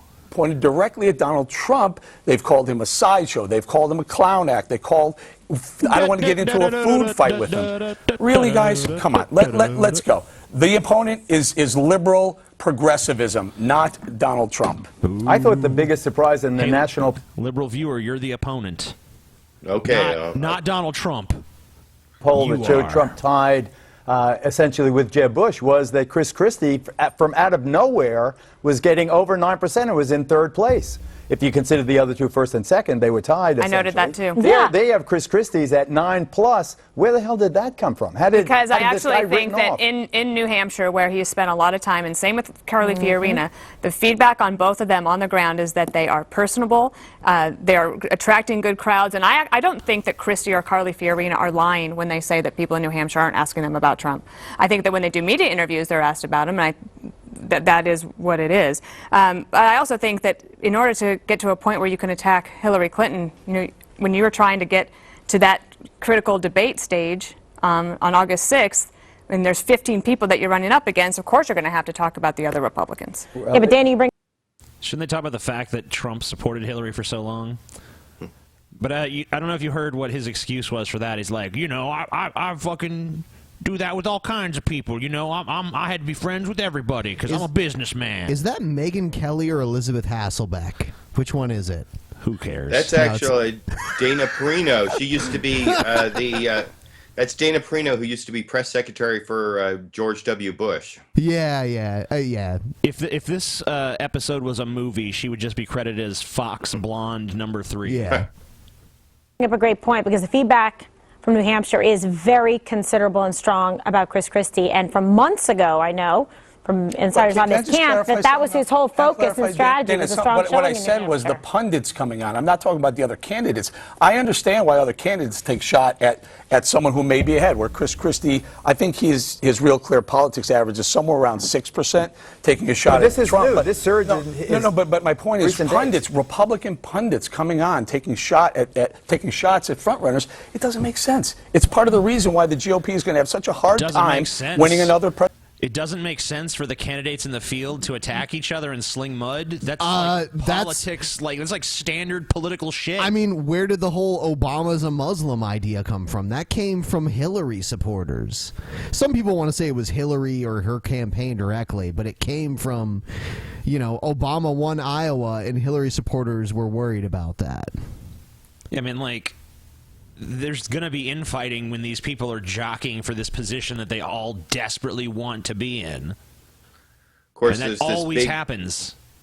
There's this big myth that there's a Republican 11th commandment. Ronald Reagan supposedly said there's an 11th commandment, thou shalt not attack another Republican, but Ronald Reagan never said that, and he also attacked other Republicans, so it's kind of nothing. Reagan's like a mythical creature to Republicans, I mean, in some ways, he was more liberal than Obama. And when that asteroid was headed towards the Earth, Reagan jumped into the air like Superman and punched it right out of the sky. Yeah, but it's still early on, and right now they have to distinguish themselves amongst the available choices, make a case for themselves to say, hey, choose me, there's this guy and that guy, but this is what's wrong with them, and then you take down the real opponent. Right, I wouldn't want to tangle with Trump either, because he'll just drop a nuke on you and you look like an idiot. He'll go after your looks, he'll go after anything, and then you're left sitting there stuttering and it doesn't look good. I think what you'd have to do... No one can tangle with Donald Trump except for... Fucking Rosie O'Donnell got the best of Donald Trump. What the fuck are you talking about? Rosie O'Donnell got the best of Donald Trump. So if these other, contenders in the field can't defeat Trump's amazing wit, then goddamn, that's a sad state of affairs for the Republican Party. Well, what's really going to be interesting to watch, I think Dana Perino said on August 6th, although I think it may be August 5th, that the first Republican Fox News debate, all these high-powered Republicans are going to have all these media advisors telling them, exactly the best strategy to attack Donald Trump. And that's what the whole debate's going to be about, how everyone reacts to Trump and how they all try to put him down and put him in his place. I think the primary debates are almost a way for the party to weed out the people that they don't like. Because I noticed the first Republican debate, I watched the one, 4 years ago when they started having 2,000 debates before the primaries, I watched the very first one, and I remember watching it and being like, wow, Gary Johnson and John Huntsman, those guys are cool guys. I don't agree with everything they say, but they're probably the most reasonable ones. Gary Johnson never came back to another debate. So I almost feel like that's a way where they can kind of just shun, because the party runs those debates, correct? Well, the Republican Party actually ceded some authority over to Fox News for that first debate and let them decide how to weed out the candidates. And they've decided to use national polls for the top 10 candidates, like the average of the last 5 national polls. And then earlier in the day, they're going to have a forum for the lower scoring candidates. But it actually short circuits the whole primary process, where people are supposed to be able to go to Iowa and New Hampshire and talk to people on a retail level, shaking hands in these small town meetings and gather support that way. But now Fox News and the Republican Party is cutting out the bottom half of the candidates using national polls. I see. I think it's going to be Rick Santorum. Oh, yeah. Is say, you know what, kind of laugh it off, make fun of his hair, maybe, because eventually you want to still play golf at his course, right? But Trump is not.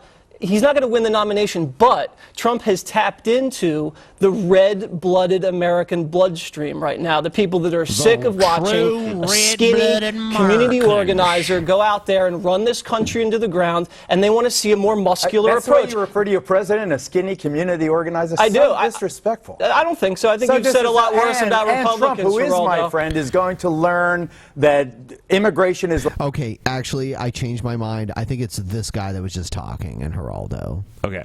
like a cheap drug. You get a big bang, a real quick high, and a very long hang. Well, it's not a quick high when people are being murdered in San Francisco, Well, and it's not a quick high when people are escaping prisons in Mexico and selling heroin and cocaine to our children. Misery of that family. It's not exploiting it. It is exactly. You're exploiting it by has downplaying nothing it. to do with immigration. How does it not? Well, here's the thing. Like, you know, ever since Trump made these statements, Fox News has been like, well, illegal Mexicans kill people all the time. And I think Geraldo, being Hispanic, is kind of like, that's bullshit, you know? So that's kind of where I feel like this is coming from here. I mean, Fox News will just take whatever they want and just run with it. And they don't even care, like, how dangerous it is, you know, saying this kind of shit. Everyone should die. Yeah. Yeah. Well, Illegal yeah. I Mexicans. mean, I've been watching this on Fox News ever since Donald Trump made those remarks, and they're definitely trying to drum up anti-immigrant sentiment, and I think because the Republicans totally failed. There was this bipartisan comprehensive immigration reform that passed the Senate with like almost 70 votes. Marco Rubio was in there, and John McCain voted for it, and then it went to the House of Representatives, and it just died there because there are too many people on the right wing of the Republican Party who can't give people who are undocumented, and there are like 11 to 14 million of them, won't give them any sort of legal status. And so now Fox News is trying to like cover for that mistake by drumming up this anti-immigrant sentiment as much as they can to cover for the people who are Latino, the growing Latino vote, who are going to totally vote against the Republicans after what Donald Trump has said now. And it's kind of a fight between the nativists who hate Mexicans and immigrants, and then the growing demographic of the actual immigrants. Hey, in all fairness, Donald Trump said that probably some are good. Yeah, I like how that was what he said after he said they're rapists. Yeah, they're rapists and murderers. I mean, some are probably okay. Maybe. But It's a Trump's sanctuary comments, policy. You've been doing this on the air. You're equating Trump's comments with all immigrants. What he had said was, and we've talked about this quite a bit, is Trump's comments specifically pointed at illegals. I'm talking about the reaction to Trump, and you tell me that it's not an immigration response. I think Jesse's right. I think that it is tapping into the It is the exploited. It is exploited and sensationalizing. White bigot vote. From a guy who exploits and sensationalizes everything. Are you really? talking to me? Yes. You're lucky that you're my friend. I'd knock you out right now. Well, okay, yeah, it is these two guys. You're lucky that you're my friend. I'd knock you out right now. That's absolute BS. We can take this up I don't know. later. I mean, just looking at these two guys, I'm pretty sure that Geraldo would get his ass kicked. That other guy looks like he could probably throw Geraldo had punch. a boxing match with Frank Stallone. Yeah? Yeah, back in the day. I don't know. The other guy still looks tougher to me. Howard Stern, he set up a boxing match between Geraldo and Frank Stallone. It was like a charity boxing match. Sort of weird. He got his ass kicked by Frank Stallone. Yeah, that makes sense because, I mean, but he's not Sylvester Stallone. He's Frank Stallone. Right. There's a difference. But, it's Frank Stallone, But Frank Stallone was pretty big. I'm assuming this was when he was big. Yeah. Well, yeah. I don't know if he is now. I don't even, Yeah. Is he dead? No. Nah. One of the Stallone kids died, though, didn't they? Yeah, Frank Stallone is Sylvester's brother. Is he? Yeah, it was Sylvester's son. Oh, okay. Yeah. I thought that Frank was his son. I don't know. And that is absolute bogus. How you say that Trump is You're talking about I exploiting exploit and sensationalize. What do you do? Where do you get your stuff from? Geraldo, What right-wing you're saying that pundit is Donald giving Trump you is your exploiting Okay, a control woman's room. death. Get out. It's her death. All right. You're downplaying. Geraldo's mic is being cut right now. Cut Geraldo. Don't let him Control retaliate. room. He's like, what right-wing news blog is giving you this information? I'm surprised he's not fired. Cut his mic. Wow. Cut his mic. Control room. Well, I mean, Fox News, even though they're right-wing, they like conflict even more than they like right-wing propaganda. So that's why they let Geraldo and some of the others continue on, is because it gives them the conflict they want. We're going to have a commercial coming up. It's probably a good time to roll the Bowflex commercial, something like that. I saw that in a movie once. Coming up, Saw that in the what? parents of the woman gunned down by an illegal immigrant in San Francisco share their heartbreaking story with Bill O'Reilly. Fucking illegal immigrants. All, one illegal immigrant shot her, therefore all illegal immigrants shot her. Yep. Call the cops on those illegal immigrants. They're all murderers and rapists. Some, I assume, are good people.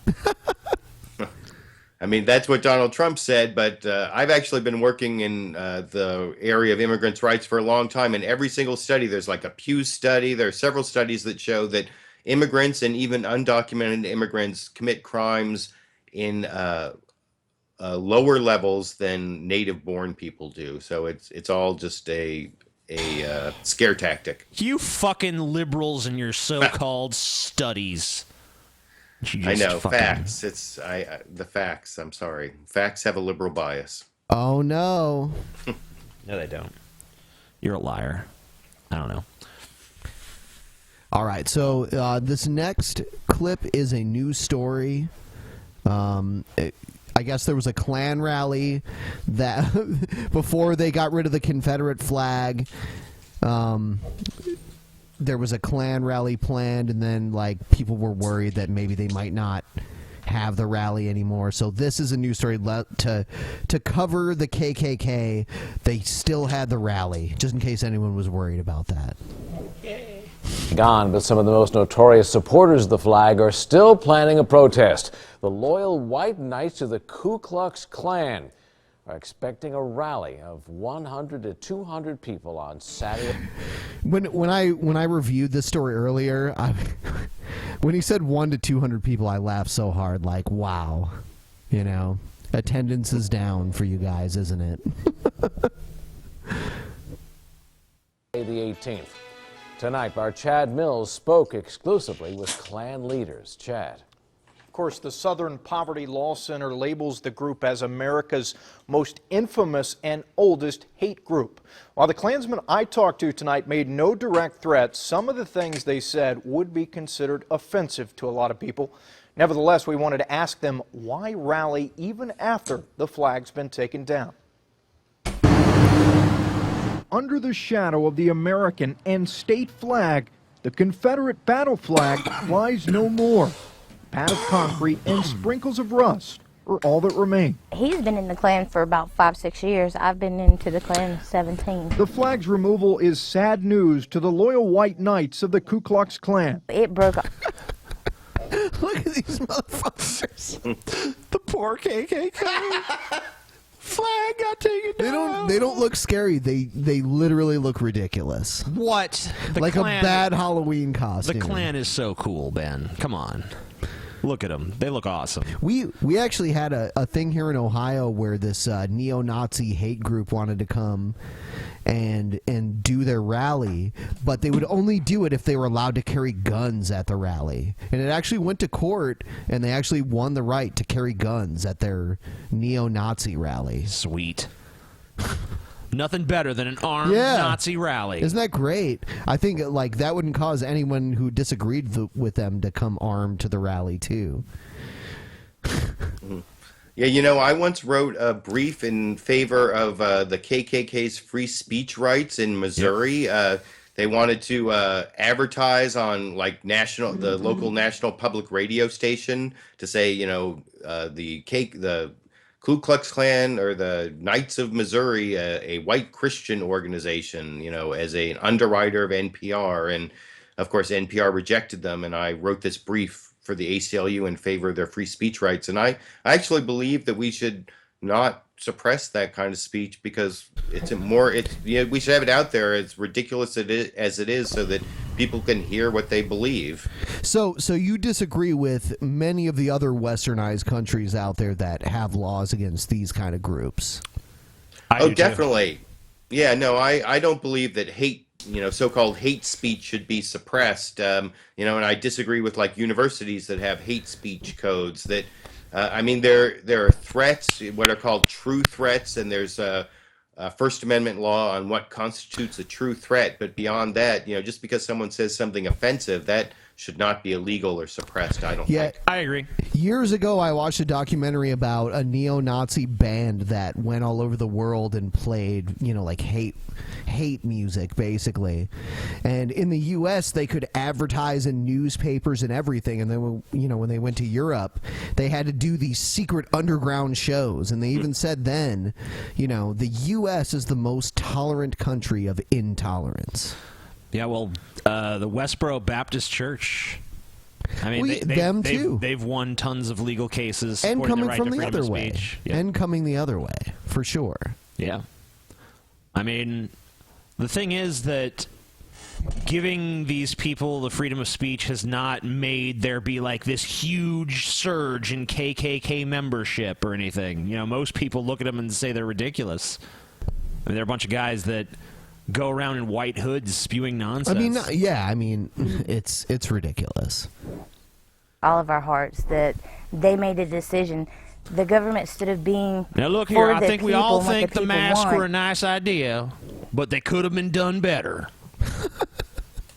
they take it upon themselves to make the decision for us. In an interview Hurley with doesn't even work WIS, right. Klansman Amanda Lee and James Williams say their planned rally at the State House will go on, even though the flag's been furled and taken to a museum. The group says its message isn't hate, but white pride. No one else wants to stand up for what's right. That's the narrative these days. We're considered terrorists, racist, whatever, Not terrorists. No, I wouldn't consider them terrorists unless they actually started doing acts of terrorism again, like lynchings. But as we learned last week, or last episode, the KKK doesn't lynch anymore, so it's okay. They're all good now. In a lot of the southern states, there are cities called Lynchburg, named after. Yeah. I mean, there's one in Virginia. I think there's one in West Virginia, and the Carolinas. It's very strange. They all label us as, and we're not that. If a black individual was to break down on the side of the road, I actually help them. However, wow. Oh, good for you. You're so awesome. The Klan ain't so bad after all. Please do it wearing your white robes while you do it. That'll be beautiful. Yeah, I'd cross the street to piss on you if you were on fire. If a black individual was broke down on the side of the road, I would help them. I would help them ride up a tree with some rope. Even though Lee, the imperial commander of the Loyal White Knights, says she doesn't support the slaughter of 9 African Americans in church by accused shooter Dylan Roof, so awesome. she says she I could don't support support that. other murders. If he was to go to the street corner that was selling people crack and drugs, and if he had done that, I wouldn't have looked at him in shame. Still, the group that says it isn't. So it's okay because we know just black people, they only sell crack, right? If she sold, and gunned down some drug dealers on the Yeah. street. Because it's not like they're already gunning each other down anyway. I like the way they showed those pictures of Dylan Roof from his website, lastrodesian.com they showed there. 'Cause one thing that never came out in that story that I was kind of curious about is those pictures were not selfies. Who took all those pictures? Or maybe it was on a tripod with a timer, but those were not cameras he held up himself. I don't know what that was about. I took the pictures. It was part of, he told me it was like an avant-garde photo shoot. Before we move on to the next story, I just thought of a question that I wanted to ask Alan here. We've had people here say that they believe there's a false dichotomy between Democrats and Republicans, that there's really not a difference. And in some cases, some people believe that they're secretly the same organization, just tricking you into keeping them in power. How do you feel about that? Do you really feel there's a false dichotomy there? Well, no, I don't. I have voted for Democrats over many years, and I have a lot of friends who are, involved in the Green Party and other third-party groups, and maybe. And the thing is, I think that the way our American system works is that the two-party system really makes Republicans, Democrats try to appeal to the center, especially in the presidential campaigns because of the electoral college. you really have to appeal to the most number of voters right in the center, and so we don't really have third parties. But there really are differences. I mean, think if John McCain had been elected in 2008 or Mitt Romney had been elected in 2012, there were major differences in taxation. There are major differences in terms of whether we would be at war with Iran, or we'd have more troops in Iraq right now, or whether we'd be at war with Russia in Ukraine. I mean, in terms of foreign policy, at least in terms of Obama, I'm a little worried about Hillary Clinton being too far to the right on foreign policy. And I mean, the thing that's true about it is they've both been kind of co-opted by Wall Street, and they both have a lot of the same corporate donors, and that does have a big influence on our politics, both from Republicans and Democrats. But it's not like there's no difference between the parties. That is not true. I don't think there's no difference, but a lot of times I feel like there's not enough difference. And TJ is a committed non-voter. I don't vote. Yeah, I don't participate in the political process at all. I leave mankind to its folly. But no, I feel like there's not enough difference between the two parties, and I think it's always interesting, that phenomena of rushing to the center, because, in the primaries, the Democrats are trying to appeal to the liberals, and the Republicans are trying to appeal to hardcore conservatives. But then once someone gets the nomination, it's the rush to the center. Like, who can get to the center faster? Whose positions are the most bland and moderate? Well, that's definitely true for our presidential politics, although it's becoming less and less true, where they're saying that one of the big strategies for presidential elections is trying to turn out your base, and that is more important than getting those independent voters, who there are very few independent voters.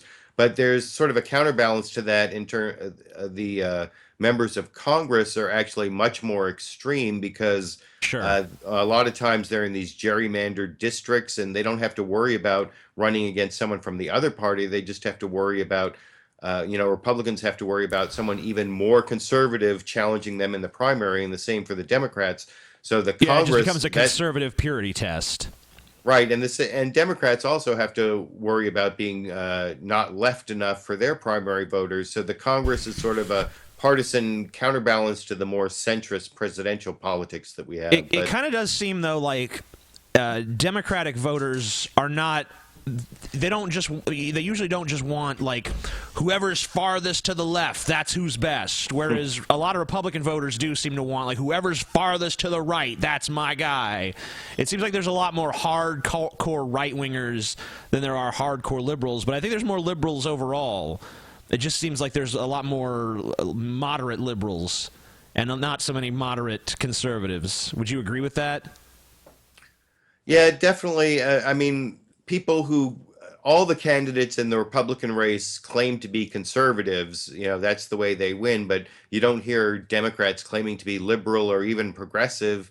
They're almost embarrassed about their left wing. Liberal has for Bernie become Sanders. a bad word in some ways. Yeah, I don't know. I don't really hear the negative connotation anymore, because I don't watch a lot of, like, corporate media shit anymore. But back when I did, yeah, you could definitely feel, like, the negative connotation, especially on Fox News. You'd always the hear word liberal or the word progressive. Even in like, YouTube comments, yeah. You're a typical liberal. Typical fucking liberal. Yeah, I'm sure you get that. Sure, I get it, and I'm sure he gets it. Yeah.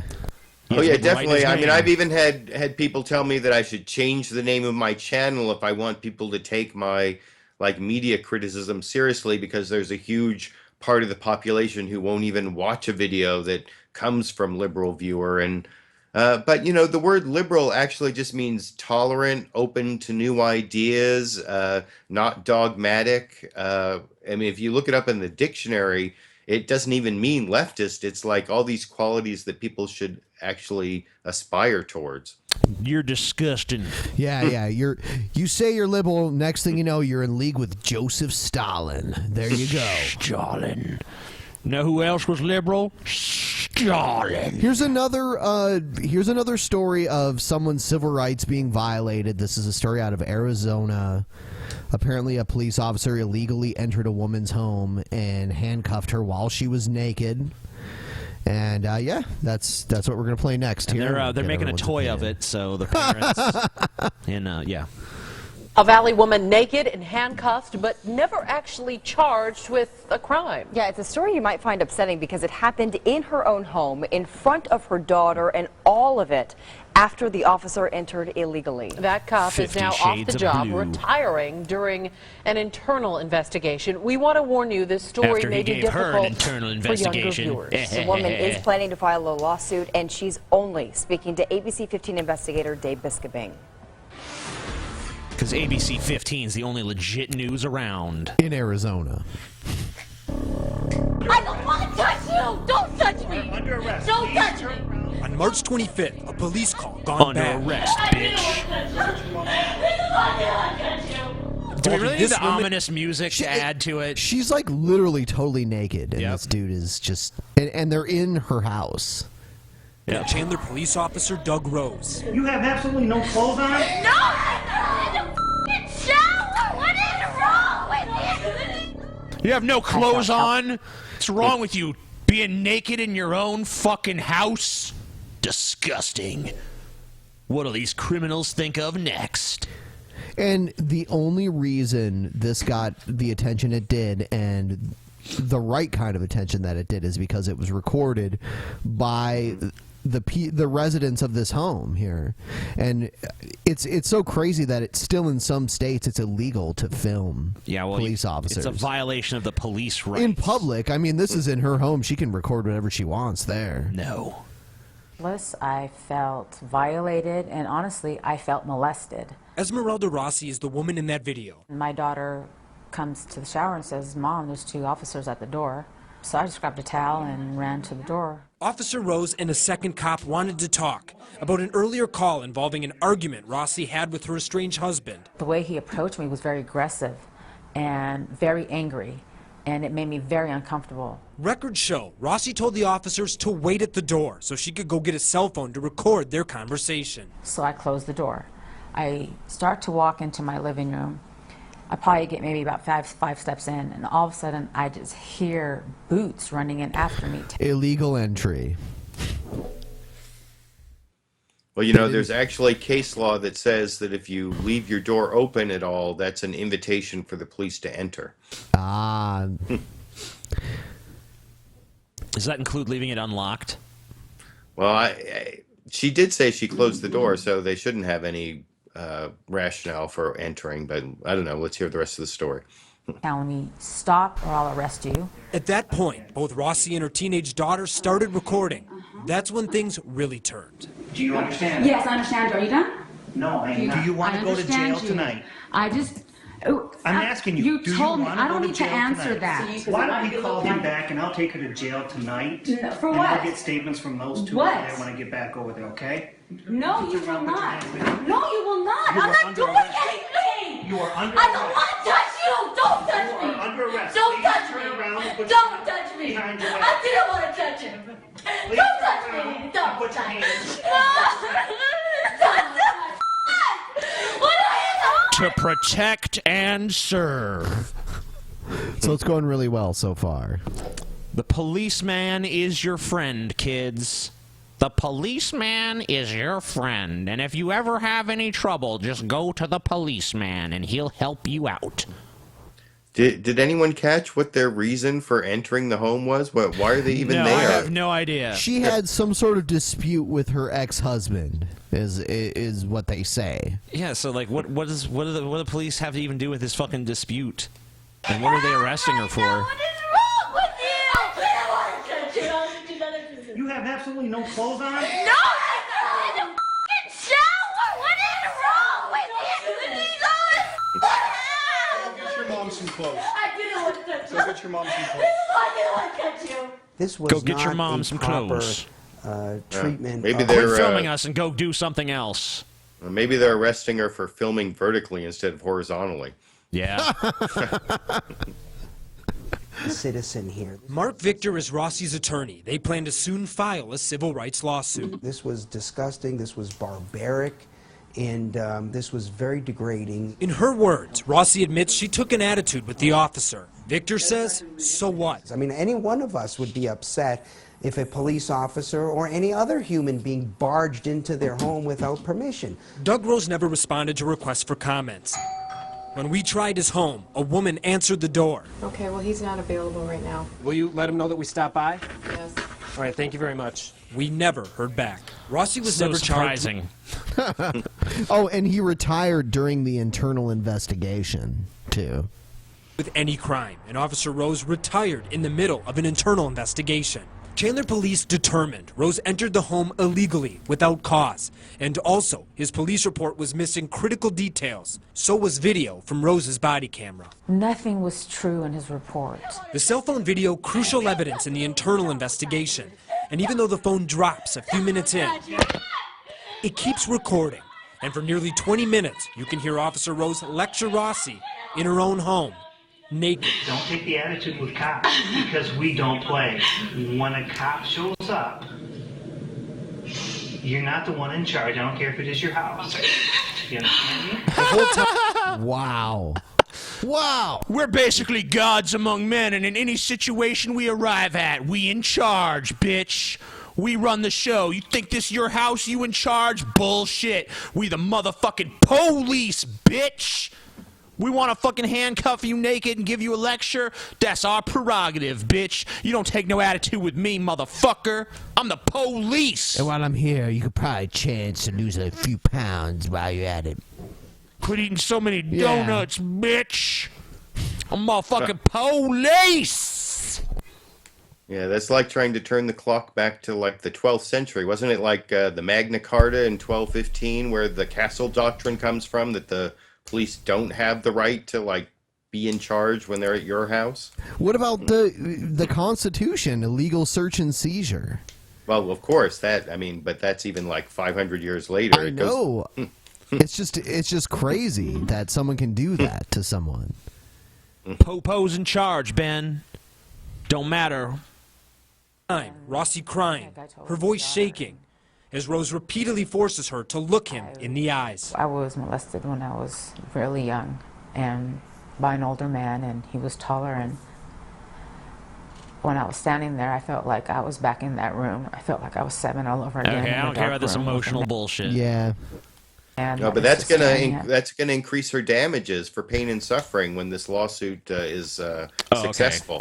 Well, so there's legal reasons why, I guess.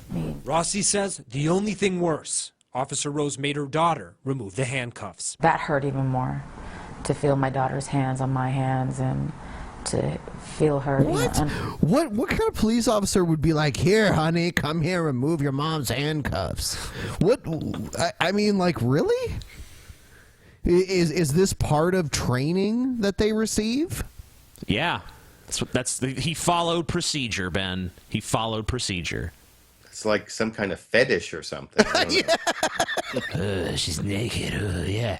I'm going to handcuff you and lecture you about my power and how powerful I am and how you can't dispute me in any way. Cuff me. I'm investigator you're in your place now. ABC 15 News. Chandler police declined to comment, citing the potential lawsuit. As for Officer Rose, records show there was no discipline in his file. He retired on May 29th. He got a paid vacation and then retired. Bye, guys. Troll cop. I mean, troll or not a troll. I mean, I've seen instances where like a cop got in trouble for having sex with a woman on the hood of his car, and I'm like, he should get fired. Maybe nothing else, but he should at least get fired. But you have a cop that does this kind of shit, and nothing happens to him. He followed procedure. Yeah. Anything else you want to add, Alan? Oh, it's just another example of how what we were talking about before, about how the technology totally changes an incident that would have ended up in a different way if there were no citizen cell phone video camera. I agree so much. And a lot of these troubles in Illinois, where it's, I mean, like, that's the most populated state as far as I understand, where it's illegal to film police even in public, and people have faced something like 80-year sentences. They've been dropped thus far, but people go to court and have to waste their time facing 80-year sentences for wiretapping. For yeah, no, police. there's an ACLU lawsuit against that statute because there's a First Amendment right to record police. No. The police, hey, Alan, you might think you in charge, but it's the police that's in charge always, in every situation, no matter where they are. Yeah, you heard him there. You heard him. An officer is always in charge no matter what. Do you want to be handcuffed naked, Alan? Come on, man. Well, you know, he might be, but you know, probably not in that context, though. So what else we got? Benny boy. All right, so this next story is actually out of Canada. A man faces 6 months in jail for disagreeing with a feminist on Twitter. About fucking time. TJ, you'd be doing like 20 years at this point. About fucking time, man. The near completion of a very interesting and probably very important case is happening here at Old City Hall today. It's the so-called Twitter case where a man named Greg Elliott is accused of criminal harassment via Twitter by now two, originally it was three, young women. I've seen one of the female complainants step. Old City Hall, Queen Street West. Isn't this crazy though? I mean, they'll dive into it, but isn't this? I almost felt like it wasn't even real. What did he say? They're gonna get into that. It's funny though. I mean, like you assume he was like, "I'm gonna kill you, bitch," or something like that. I'm gonna kill you, bitch. Guthrie testifies. She's a very bright, engaged social activist, I guess, for lack of a better word. Anyway, these two women, Ms. Guthrie and another, say that in spring and summer of 2012... This is the accused on the screen right now. Older man. He's evil. Mr. Elliott was criminally harassing them. In fact, though, the investigating officer who charged Mr. Elliott has acknowledged in his testimony that Mr. Elliott never threatened either of these women. He never used any sexual innuendo. He didn't do anything that you would typically associate with harassing behavior. And I guess the bottom line of the allegation here is that if the alleged target of tweets or presumably Instagram or any of the other social media feels as though you're harassing them, maybe you are harassing them. I find it an astonishing concept, actually. Yeah, it is. Yeah. It really is. It's quite astonishing. Normally I'm on here defending Canada, but what the fuck, Canada? Yeah, Canada, you dropped the ball. Canada has, you know... I love Canada. Like, this very place where this woman is standing, I've been there at least 10 times. I heard that some Canadian music festival banned, like, wearing headdresses and shit, too. Because it's cultural appropriation. And now this shit. Arguing with feminists on the internet is a crime because they might feel harassed, even if you didn't say anything to harass them. Well, you know, that's why we should feel grateful that we have a First Amendment in the United States. They don't have that in Canada, so they can be a lot more oppressive on people's free speech rights. You know, in this last Supreme Court term, there was a case about Facebook threats. It was the Alanis case, where they were deciding whether someone could be convicted of making threats on Facebook. There was this guy who posted these threats on his ex-wife's page, and some of them were kind of creepy and seemed kind of threatening to me, but the jury was instructed that if an objective person found these posts threatening, that would be enough to convict him, and the Supreme Court said no, the person who posted the threats on Facebook had to subjectively believe himself he was being threatening, and the jury had to find that. So that's kind of the opposite of what you're complaining about in this Canada case, where if someone feels threatened, it's illegal in Canada, but here in the United States, the person actually has to purposely decide to threaten, and you have to prove that to a jury before they can be convicted. Interesting. Actually, that just because I might feel a certain way, that would make it so, but that's up to the judge. He's going to probably reserve, and I don't know when we'll know, the result of the case. Mr. Elliott's already paid a pretty severe penalty. Basically what he did was disagree politically with these young women. He didn't call them names. He didn't, you know, sexually harass them or anything. He just disagreed with some of their politics, particularly. Don't disagree with someone's their politics on the internet. You'll go to jail. That it was okay to publicly shame a young man up north who had made what's called a face punch game. The guy's name is Bendel and Spur, and he'd made this video game where you punched the face of a feminist blogger. Anita Sarkeesian, I believe. That was the game. And when these two young women saw the game, they called out this young man up north. I think the face punch was for Anita Sarkeesian. I could be wrong. There's probably other ones out there, but I have seen one with Anita. Are you familiar with Anita? Oh yeah, I've even watched some of the videos that critique her videos from Thunderfoot. I actually encountered Anita, strangely enough.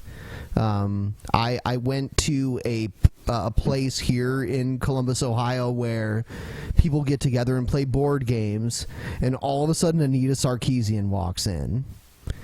And I took a photo, like a selfie photo, with her in the background, and I was accused of like doxing and all kinds of crazy crimes. People said I committed a crime by taking a picture of her. Yeah, it was very interesting. Okay. Yeah. Phoned, I think, alerted the local newspapers up there what he'd done, posted warnings to potential employers. And Mr. Elliott's only comment on this really was that this was wrong. What if it drove him to suicide? He was a young man, etc. And Miss Guthrie, at least, was quite firm that if that thing happened, if he, say, were to have killed himself or if his life was ruined, that wouldn't have been her fault. It would have been his fault for having brought it on. Anyway, as I say, it's a very interesting case, I think, because of the ramifications it has for online debate. Yeah, at least in Canada. Watch your mouth, Canadians. You could go to jail for disagreeing with somebody online. That's a crime now. So, yeah. That's pretty fucked up, Canada. You done went full retard, Canada. You done went full retard.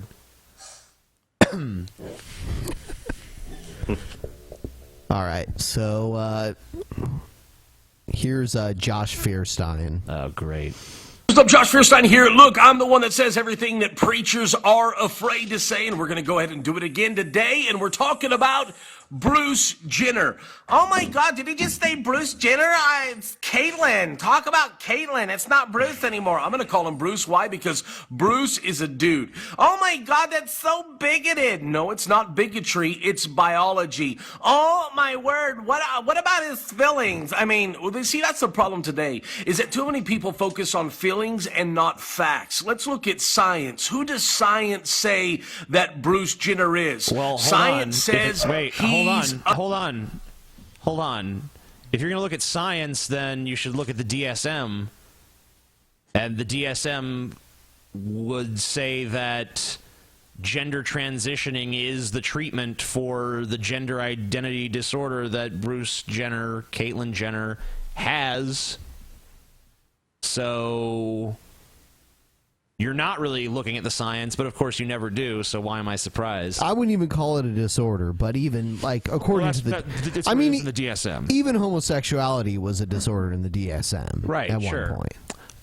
But, you know, I mean, it is a disorder in a sense because, I mean, you find yourself Sure. identifying with a body that is, you know, otherwise than the one you have. So, I mean, you know, that's obviously okay. a pretty inconvenient situation. I understand where you're coming from on that. Yeah.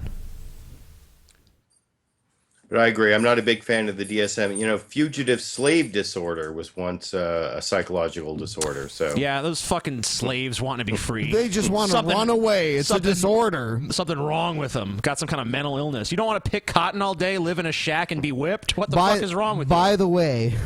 By the way, from time to time here on the show, we'll get G-Man, a fundamental Christian African-American pro-slavery guy. He's very interesting to talk to. You might remember him from our intro where he was denying the existence of starving children. Yeah. Yeah. He's a nice guy, but wow. Crazy. It's just like, we can talk to him about anything else, and he's like the nicest guy that we get along with so much, but you talk to him about religion, and it's just like the end. You just can't even handle it. Man, or as Austin Powers said, it's a man, baby. It's a man. Oh, my now, God. Let me just ask you this. If it comes down to science, we want to talk about feelings. That's the worst well, Austin it's funny that we Powers want to do that when it impression comes I've to, ever heard. I don't know, American law, but let's look a little bit deeper. Let's say that I was to go hunting this deer season, and I were to shoot a buck, a big buck, a humongous I mean, just a great buck. And I shoot this buck, well, just one problem. I only have a doe tag. Well, when the game warden walks up to me, he says, "Hey, why did you shoot a buck when you only have a doe tag? That's jail time." I think the buck identified himself as a doe. I think that, I think... Are you kidding me? So in this situation, humans are the same, like deer and humans are the same, but like in a situation where like an elephant is gay with another male elephant, that doesn't matter because we're different because we're humans, right? Mm-hmm. So it's so messed up, man. This is I don't know what you're talking about. This is a flawless analogy, dude. We're different. Yeah, no, it's like I only understand analogies that involve shooting and killing things. That's the basis of this one, I think. He had a semi-auto like shotgun in his last video. Well, game warden, this buck here was transgender, so it's okay. It's like how do you know? How do you know what the buck was identifying as? Is gender really a matter? Well, it's amazing because all of a sudden gender becomes a matter at that point. In fact, they'll throw you in jail over gender. In fact, what if I were just to be able to be whatever I identified at? You know, I'm native to America. What if I could identify as a Native American? Maybe I could get government checks. Maybe I could get casino checks. Maybe, you know what I'm saying? You know damn well maybe that's not what that means. I can identify myself as a dog or like, look, people, we need to stop worrying about feelings. More accurate to identify yourself as a pig. And let me go ahead and say what every other preacher's afraid to say. Say it. Transgenderism is demonic. It's a foul spirit. Why? Because man was created. All right, Alan, have you ever seen this guy before? Really quick. I have not seen this guy before. Guess how many followers this guy has on Facebook? 1,000? He's got, I think, something like 2 million followers. Yeah. Yeah. I didn't realize there were that many stupid people on Facebook. You didn't? I find that hard to believe, honestly. Yes. Created in the image of God. And guess what? Satan wants nothing more than to destroy that image because he hates the image of God. So he sends spirits to confuse us. He sends spirits to inhabit and begin to demean and tear away at us. That's exactly his plan.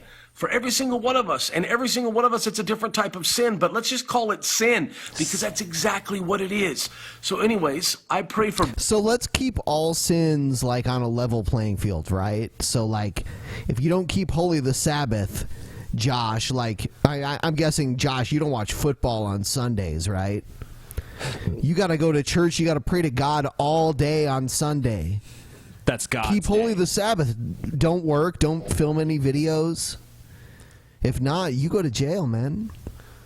Wear garments of 2 different fabrics. I think that's in there too, right? Yeah, look at the hat. Don't eat shellfish. Just the Fred Durst hat alone is a polywoven fabric. Don't plant dissimilar plants in the same furrow. There's lots of crazy rules.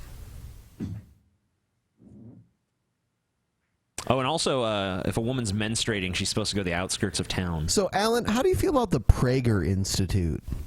Are you familiar with them? I'm not familiar with the Prager Institute. I saw it's Prager University, isn't it? Is it? Yeah, I think is it a university? That's really? That's called Prager University.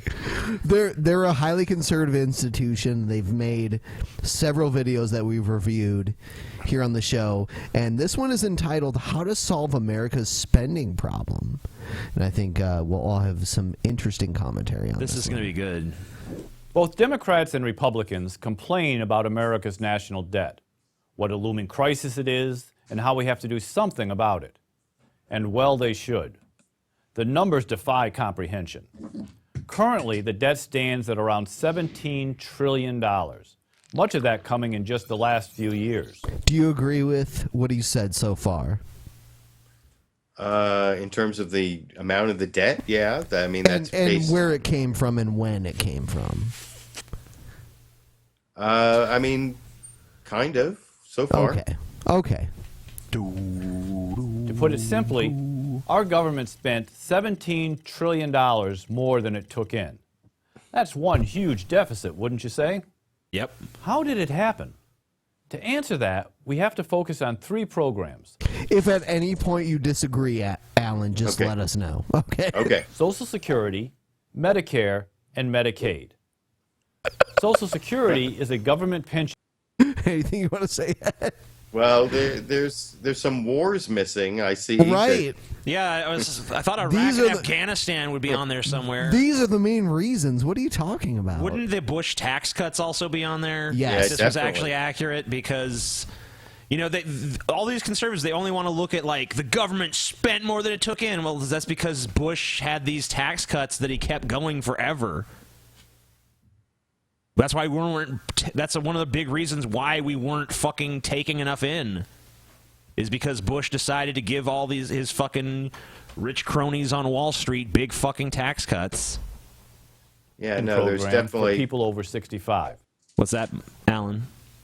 Oh, just that the huge income inequality that started actually back in the Reagan administration and has been basically people in the middle class and poor people, their incomes have not grown at all. And it's basically almost all the increase in wealth has gone to the people in the top 1% in the last 20 years, 30 years. You know, I don't have any problem with, you know, income disparity between people to an extent. I mean, you know, I think, you know, some people, it makes sense that they're going to be successful in business and get rich. And, you know, that should, you know, we should all have the possibility of that upward mobility. But when the growth rates of middle and lower class people just are stagnant and the super rich just keep getting super richer, I mean, no one's going to acknowledge that as a problem. Yeah, no, I think we're at the worst income inequality we've been at since the 1920s, right before the big crash and the Great Depression. Yeah, but that was probably liberals' fault. Medicare is a government health insurance program for people over 65. And Medicaid is a government health assistance program for people who can't afford to buy insurance. The debt picture has admittedly become a little more complicated and more severe because of the massive increases in government spending on unemployment benefits and other federal assistance programs related to the 2009 recession. But the big 3, Social Security, to the recession in Medicare, 2008? and Medicaid, remain. Hold on. The crash was in 2008, not 2009. Right. It's like they're trying to put it in Obama's administration when it actually happened at the end of Bush's administration. Right. What a disingenuous piece of shit. At the center of the problem.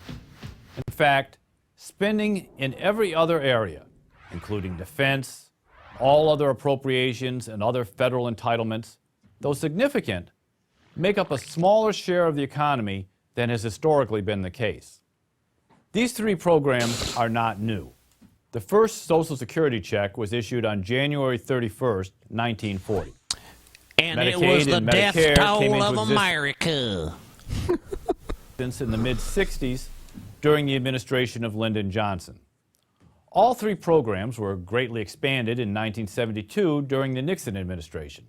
Lyndon Johnson, not the most liberal of Democrats either. And Richard Nixon. Yep. And well, every year they talked about the 2009 crash, and then they're going back to like 1972. And I noticed one thing they skipped over there is, what about all the money they spent to bail out those banks that caused the 2008 crash? No. That's, you know, like, that's nothing to do with anything. It's just fine. Like that's good. Pumping up the mortgages that were supposedly, you know, they were all these high-risk mortgages that were sewn up as being grade A securities, and that was like the whole basis of the crash, and that's missing in this analysis. Gobble up more and more of the federal Well, they might budget. get to it. How much more? Just listen to these numbers from the Congressional Budget Office. Okay. In 1970, these three programs accounted for 21% of all federal spending. By 2012, they accounted for 42% of all federal spending. And now, we've added a fourth new federal assistance program, the Affordable Care Act of 2010, otherwise known as Obamacare. Just to give you one example, Medicare Part B, the part of Medicare that covers doctor services, was originally projected to cost $500 million a year. In 2012, it cost $164 billion. Whatever you think about the value of these... Whatever you Well, think I don't know about how they switched from Obamacare to Medicare Part B, because Obamacare actually saved money it saved almost $1 trillion over 20 years. And one of the ways it did it was by getting rid of the big giveaway to insurance companies over in this Medicare Part B program that they're criticizing. Do these people, do they even know what they're talking about? They're the Prager. Hold on, Alan. This is the Prager Institute, man. And you have no idea what you're talking about, because this is an institute, okay? You're a fucking communist, buddy. These programs. How are we going to pay for them?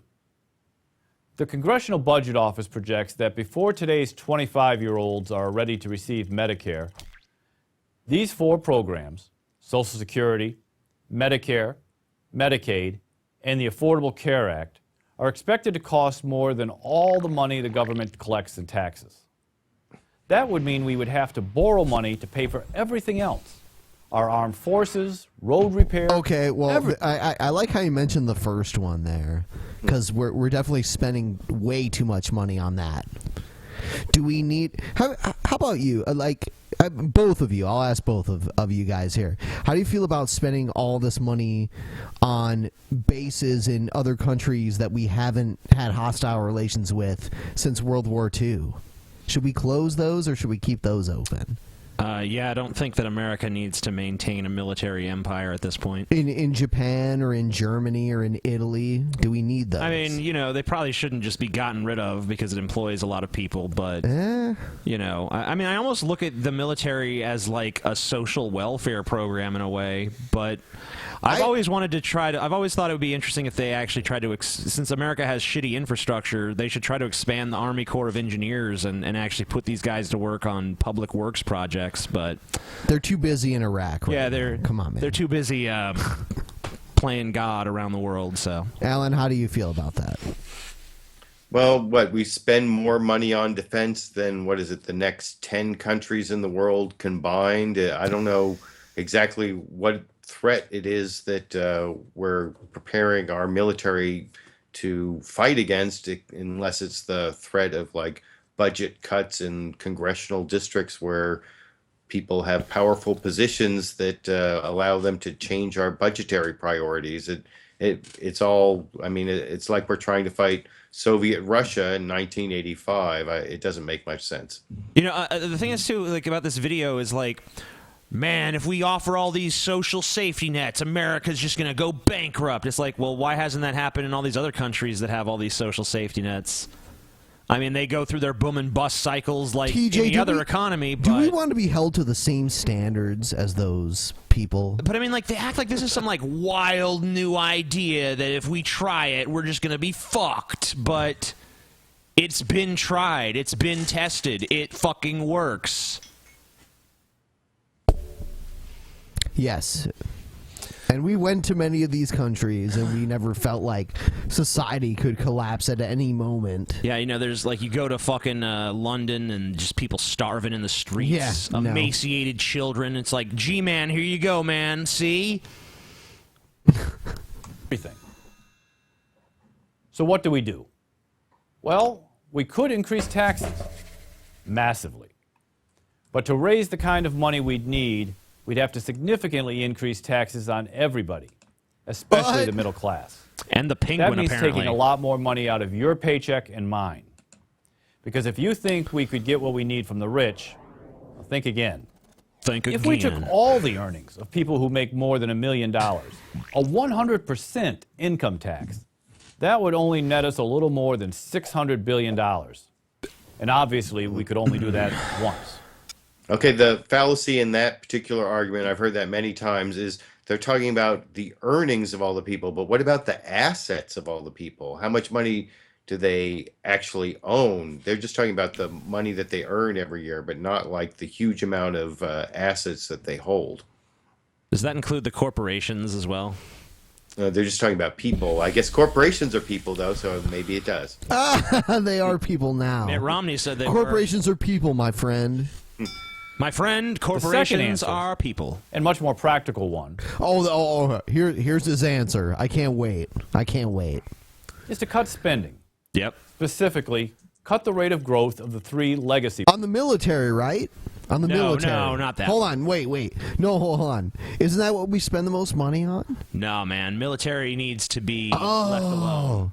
Like, we need to be ready just in case, like, every country in the world wants to invade us at once, right? Or, what happens when the aliens come? I'm sorry. Have you not seen Independence I just Day? want America to be weak. Bill Pullman needs to give his heroic speech before, the ragtag group of jet fighters take down the alien led by horde. Will Smith and Jeff Goldblum. Yep, and Randy Quaid programs. Social Security, Medicare, and Medicaid. Randy Quaid. That doesn't mean spending less money than we already are.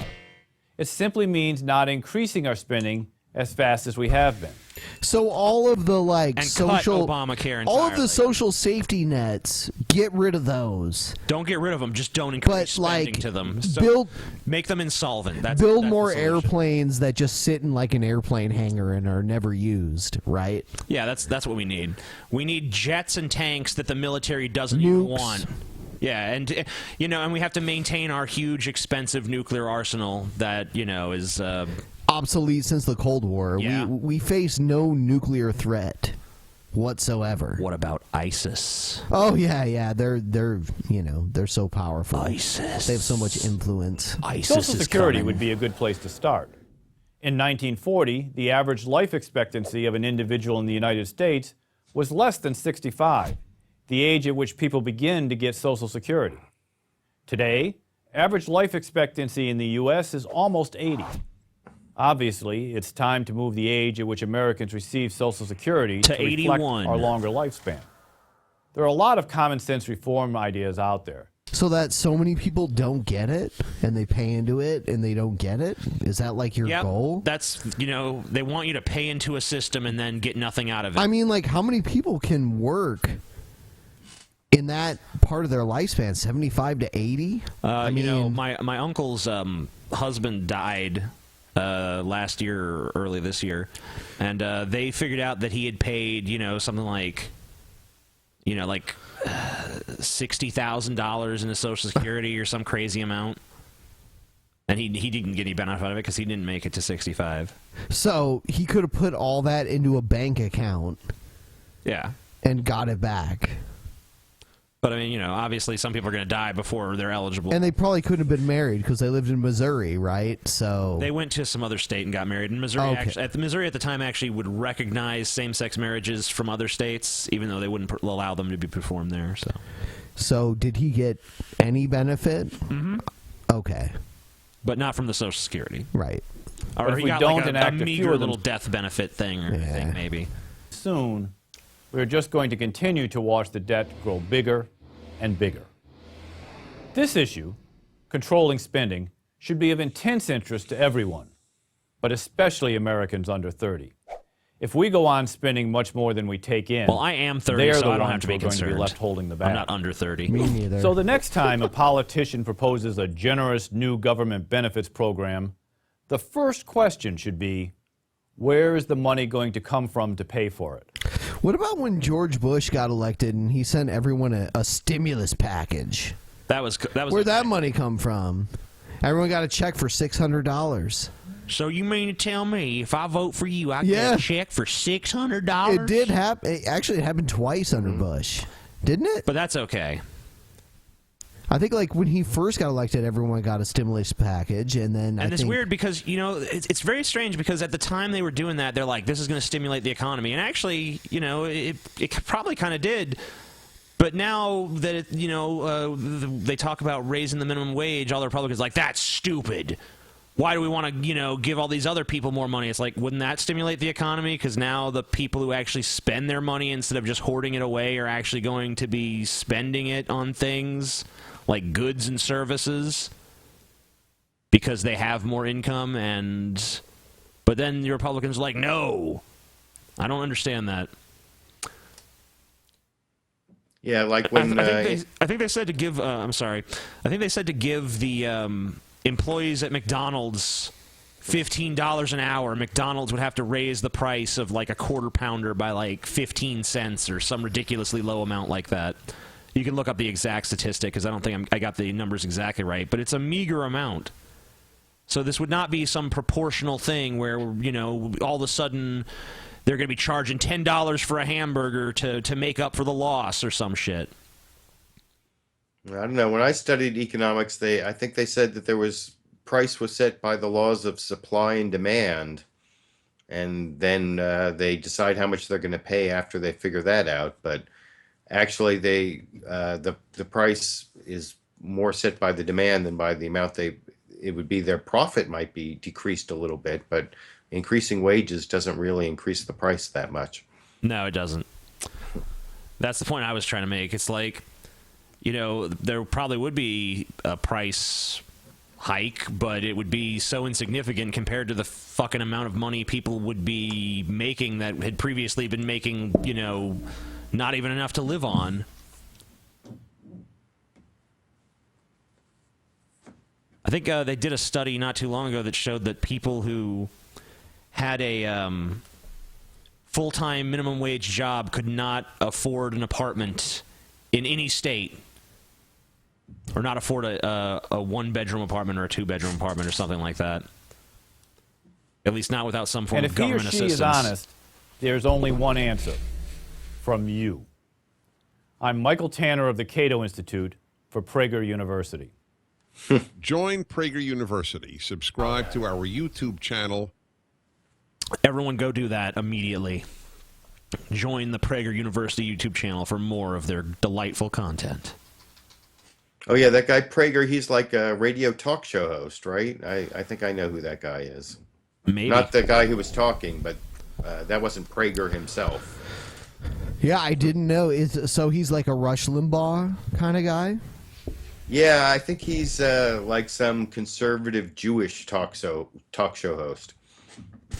Yeah, we've watched a bunch of these videos, and they're all narrated by different people. Actually, but there's one that we agree with, and that's with the Factual Feminist. Yep. And she wanted to be on our show, but then she was like, my friends said I shouldn't be on your show. And I think it could be her friends at Prager here. Probably so, because we've made fun of them on numerous occasions. Yes. All right, so here is... Probably have time for one more video because Scotty's going to be picking me up. Really? Soon. Yeah, I got to head out pretty soon, too, so let's... All right. Sounds good. All right, we'll do this one...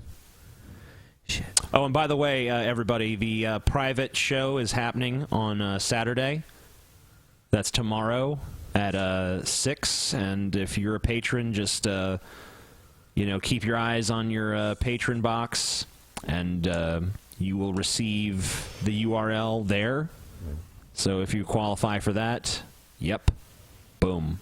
All right. Tomorrow. Here's a video from Ken Ham, actually. That 9/11 event was certainly a dramatic event in the history of America and certainly challenged a lot of people. It reminds people, too, the fact that this is a sin-cursed universe. And, the Bible tells us that death is the penalty for sin. And so it's not a question really of why did those people die. It's a question of why is everyone going to die. But also a reminder that there's evil in the world because of our sin and because we're responsible. When you think about it from a biblical perspective, you can't just look at something and say, oh, that's what the terrorists did. You have to look at it from the perspective of that's what we did. So the terrorists were just like acting in your like your and Allah. How can you deny that Allah is the same God as your God then? Well, he might be Satan because, you know, it's an extension of sin is what it really is. And we're all sinful, so we're culpable for 9/11 just as the people who actually did it. When you look at it from a biblical perspective, you know?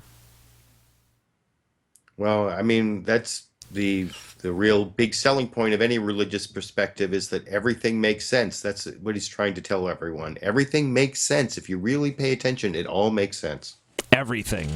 Because all we the in loose Adam ends are sinned tied against up a holy nicely. God. So we're collectively responsible. So we need to be involved in praying about this nation, praying for people who don't trust the Lord, who don't know Him. Why even punish criminals praying then? for those people that are really rebelling against God and committing these evil acts. So Like, we need okay, to be so in hold prayer. on. We If need someone like rapes somebody or, you know, like kills somebody, shouldn't your position on them be, you know, don't bother putting them in jail because it's not just them, it's really all of us.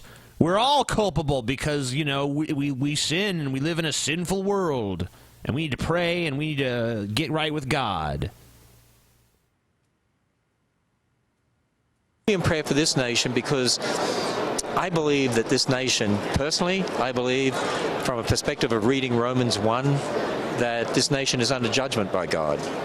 The wrath of God revealed against those who rebel against Him in Romans 1. And one of the signs of even God judging a nation and withdrawing the restraining influence of the Holy Spirit, one of the signs is the sign of homosexual behavior, as it says in Romans 1. And I believe we're seeing that in this nation. I believe this nation is under judgment, and so I believe this nation needs to be praying. We need to be getting on our knees and repenting before a holy God. It's weird how God hasn't destroyed Canada yet, you know? Yeah. Because gay marriage has been legal there for a decade. You figure God would have, you know, done something by now. But I guess he's only concerned now that his favorite country is starting to turn against him. But he already said he wouldn't flood the earth again, so I think we're safe from floods at least. I don't know what was gay about the World Trade Center. I missed something in that argument. It was totally gay. They were like two dicks reaching ever towards the sky, mocking God. How dare you mock God with your phallic towers symbolizing homosexual unity? I think of, you know, some of the prophets in the Old Testament that would pray and say, Lord, forgive us as a people for what we've done, and we've rebelled against you, and you know, your people have killed. So does Ken Ham agree with the 9/11 attackers? Is this like what he's saying? I don't know. It's a little confusing, but it all makes sense if you shut your mind off. The prophets and they've compromised with idolatry and so on. We need to recognize that we need to stand before a holy God, or kneel before a holy God, and repent. Don't stand, of our sin. kneel. Repent the sin of this nation that's throwing God out of the culture more and more, throwing God out of the public schools, out of the culture, and murdering millions of children in their mothers' wombs. Yeah. Yes, this nation needs to repent. That's the We need to real pray. genocide. So how does Ken Ham not agree with the 9/11 attackers? I'm very confused by everything he said, so it's almost hard to follow the narrative. It's really sad that actually Church of Gail is easier to follow than Ken Ham. Well, he wants us to kneel before God, and they want us to kneel before Zod, maybe? I don't know. That's a good one. Yeah. I don't know. It's pretty fucked up. But I guess that's all the time we have for this edition of the Drunken Peasants Smodcast. Thank you, LiberalViewer, you fucking communist piece of shit, for being for on the having me. show. Thank you, Ben, for running the show. Thank you, Scotty Cena, for being the dynamic co-host that you are. And most of all, thank you to me for being tremendously awesome in all respects and in all regards, and a flawless, perfect being with no faults or character flaws whatsoever. All right. Yeah, thank you, Liberal Viewer, for being on the show tonight. And everyone who wants to check out his channel, check out the description. LiberalViewer. Hi, y'all. Thanks for having me. Yeah, fuck off, bitch. Before the police arrest you. All right, so Liberal Viewer is gone now, and now, like, to not make things awkward, I'm saying fuck Scotty. He can wait in the parking lot. Fuck him. Fuck Scotty. Fuck him in the ish. Because I didn't want to make it awkward for him, but now the show must go on. Nah, it's gone 2.5 hours. That's pretty much. No, the it hasn't. go. Yeah, it is. Are you sure? Yep. 100% sure. I can even I see don't it know. right I think there. we need to play another one. All right, you play one more. Make Scotty's ass wait a little bit. That's fine. Wait, hold on. Why didn't Scotty want to come? Because he wanted to spend time with Stevie. Such bullshit. Before Stevie had to go. That's such bullshit. Yeah, Scotty sucks. Fuck you, Scotty. So we're going to play a video? I guess so. Play one. What's that one that says feminism in giant letters? Let's turn it down. I don't know what it is. It sounds like some very generic bullshit. Yeah, it probably is, but whatever. Yeah. Can't you just, like, say this part aloud? Okay, here we go. So today we're going to talk about feminism and why I'm a feminist, and we're going to start with some definitions. Feminism is a movement for equality between men and women, politically, economically, and socially. Okay. How do you feel about that? I'm okay with it so far, except that's not really the definition a lot of feminists on the internet seem to use, but, you know, if that was, that'd be fine. If you think that women should be treated the same as men in being allowed to run for office and vote, in getting paid the same amount for the same job, and if you think of women as having equal worth to men, and being equally capable as men, then you're a feminist. Well, they can't pee standing up, so... I mean, come on. And also, you know, more women attempt suicide, but more men commit suicide, so obviously you're not as good at that either. I think in general, feminism is a movement that's empowering everyone, men and women, to stop viewing people based upon their gender and like putting them in a box and being like, because you're a woman or because you're a man, you're this, and instead just viewing every single person as a unique individual. The progressive movement of that's not feminism. You're describing something else entirely. Late 19th and early 20th century I wish that was what it made a lot of social changes, and one of those was the women's suffrage movement. In 1920, the 19th Amendment was ratified, and that gave women the right to vote. Right now, women can vote in every country except for Saudi Arabia and Vatican City. Something else to think about politically is that there's a How mass... appropriate. Yeah, two totally different religions, but still very misogynistic. I'll even agree. Yep. Very misogynistic. Why are you Catholics so misogynistic, Ben? Catholics like you know what I'm saying? Underrepresentation of women in our government. Women occupy 19.3% of the House seats and only 20% of Senate seats. We've never had a female president. Well, so hold on. Only that's voted on by the people. I mean, you know, including the women who have the right to vote, they still vote for male candidates. There's no law that says that women can't vote. There's not even any legal impediment. It's simply what the people choose.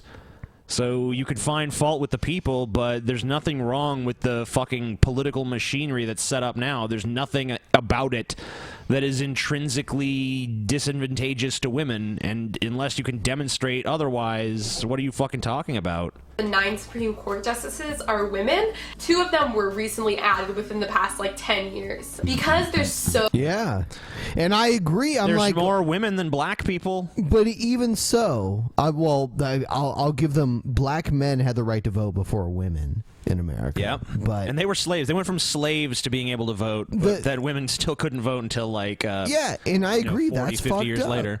But I'm not gonna be like, you know, for every woman that was put in the Supreme Court, I'm like, yeah, that's awesome. I want them to still be qualified. Bush wanted to put in a woman that was his lawyer. his personal lawyer, and no one thought that was okay. Yeah, you know, and I mean, like, what if Sarah Palin was the first female president? I'm not going to look at it as like, wow, or the Michelle first Bachmann. female president. I'm going to look at that as like, wow, another idiot's president. Yay. Yeah, I mean, like, I'm not going to vote for Hillary. I will not. I refuse. I will not. So if she's on the ballot in the general election, I will vote. I'm going to vote. I'm going to vote for like a third party candidate. What if she's running against Donald Trump? I can't make any commitments until we get to that point. I think the show will get really interesting when we start covering all that shit. Oh yeah, it should. But you know, Hillary is more qualified as like an intelligent woman than Sarah Palin. Obviously. But she's also a piece of shit, so. So few women who are in elected office positions is sending this subliminal message to young girls. Actually, one of my favorite elected women to office, Marcy Kaptur. Just throwing that out there. And even to women who are my age, that men do leadership positions, that men run the government. I don't think it's that women don't want to run for office. I think it's just that we're taught growing up that that's not really what women do. The reason that we need feminism is that sexism is something... You know, you can be taught whatever you want growing up. I mean, people tell you all kinds of shit. You don't have to listen to them. You know, that we're socialized.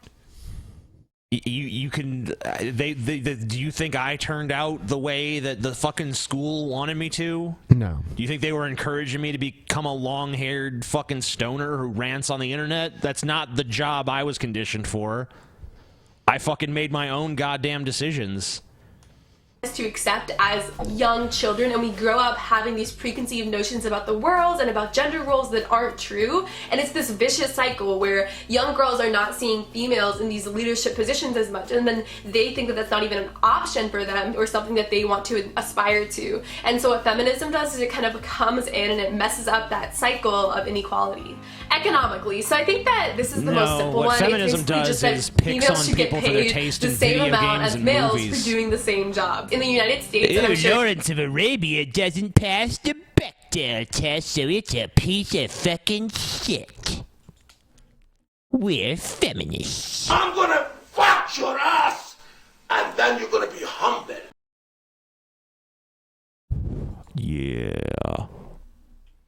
All right. So I think we'll leave it at that. Yep. Maybe we'll review this video another time. Let Scotty Cena have the last word. I can beat the fuck out of you with the bottom of my little finger. I'm gonna fuck your ass, and then you're gonna be humble. I can kick your butts. I can beat the fuck out of you with the bottom of my little finger. I beat the fuck out of you. I fucked your wife, I fucked your daughter, and I fucked your son. Good night, everybody.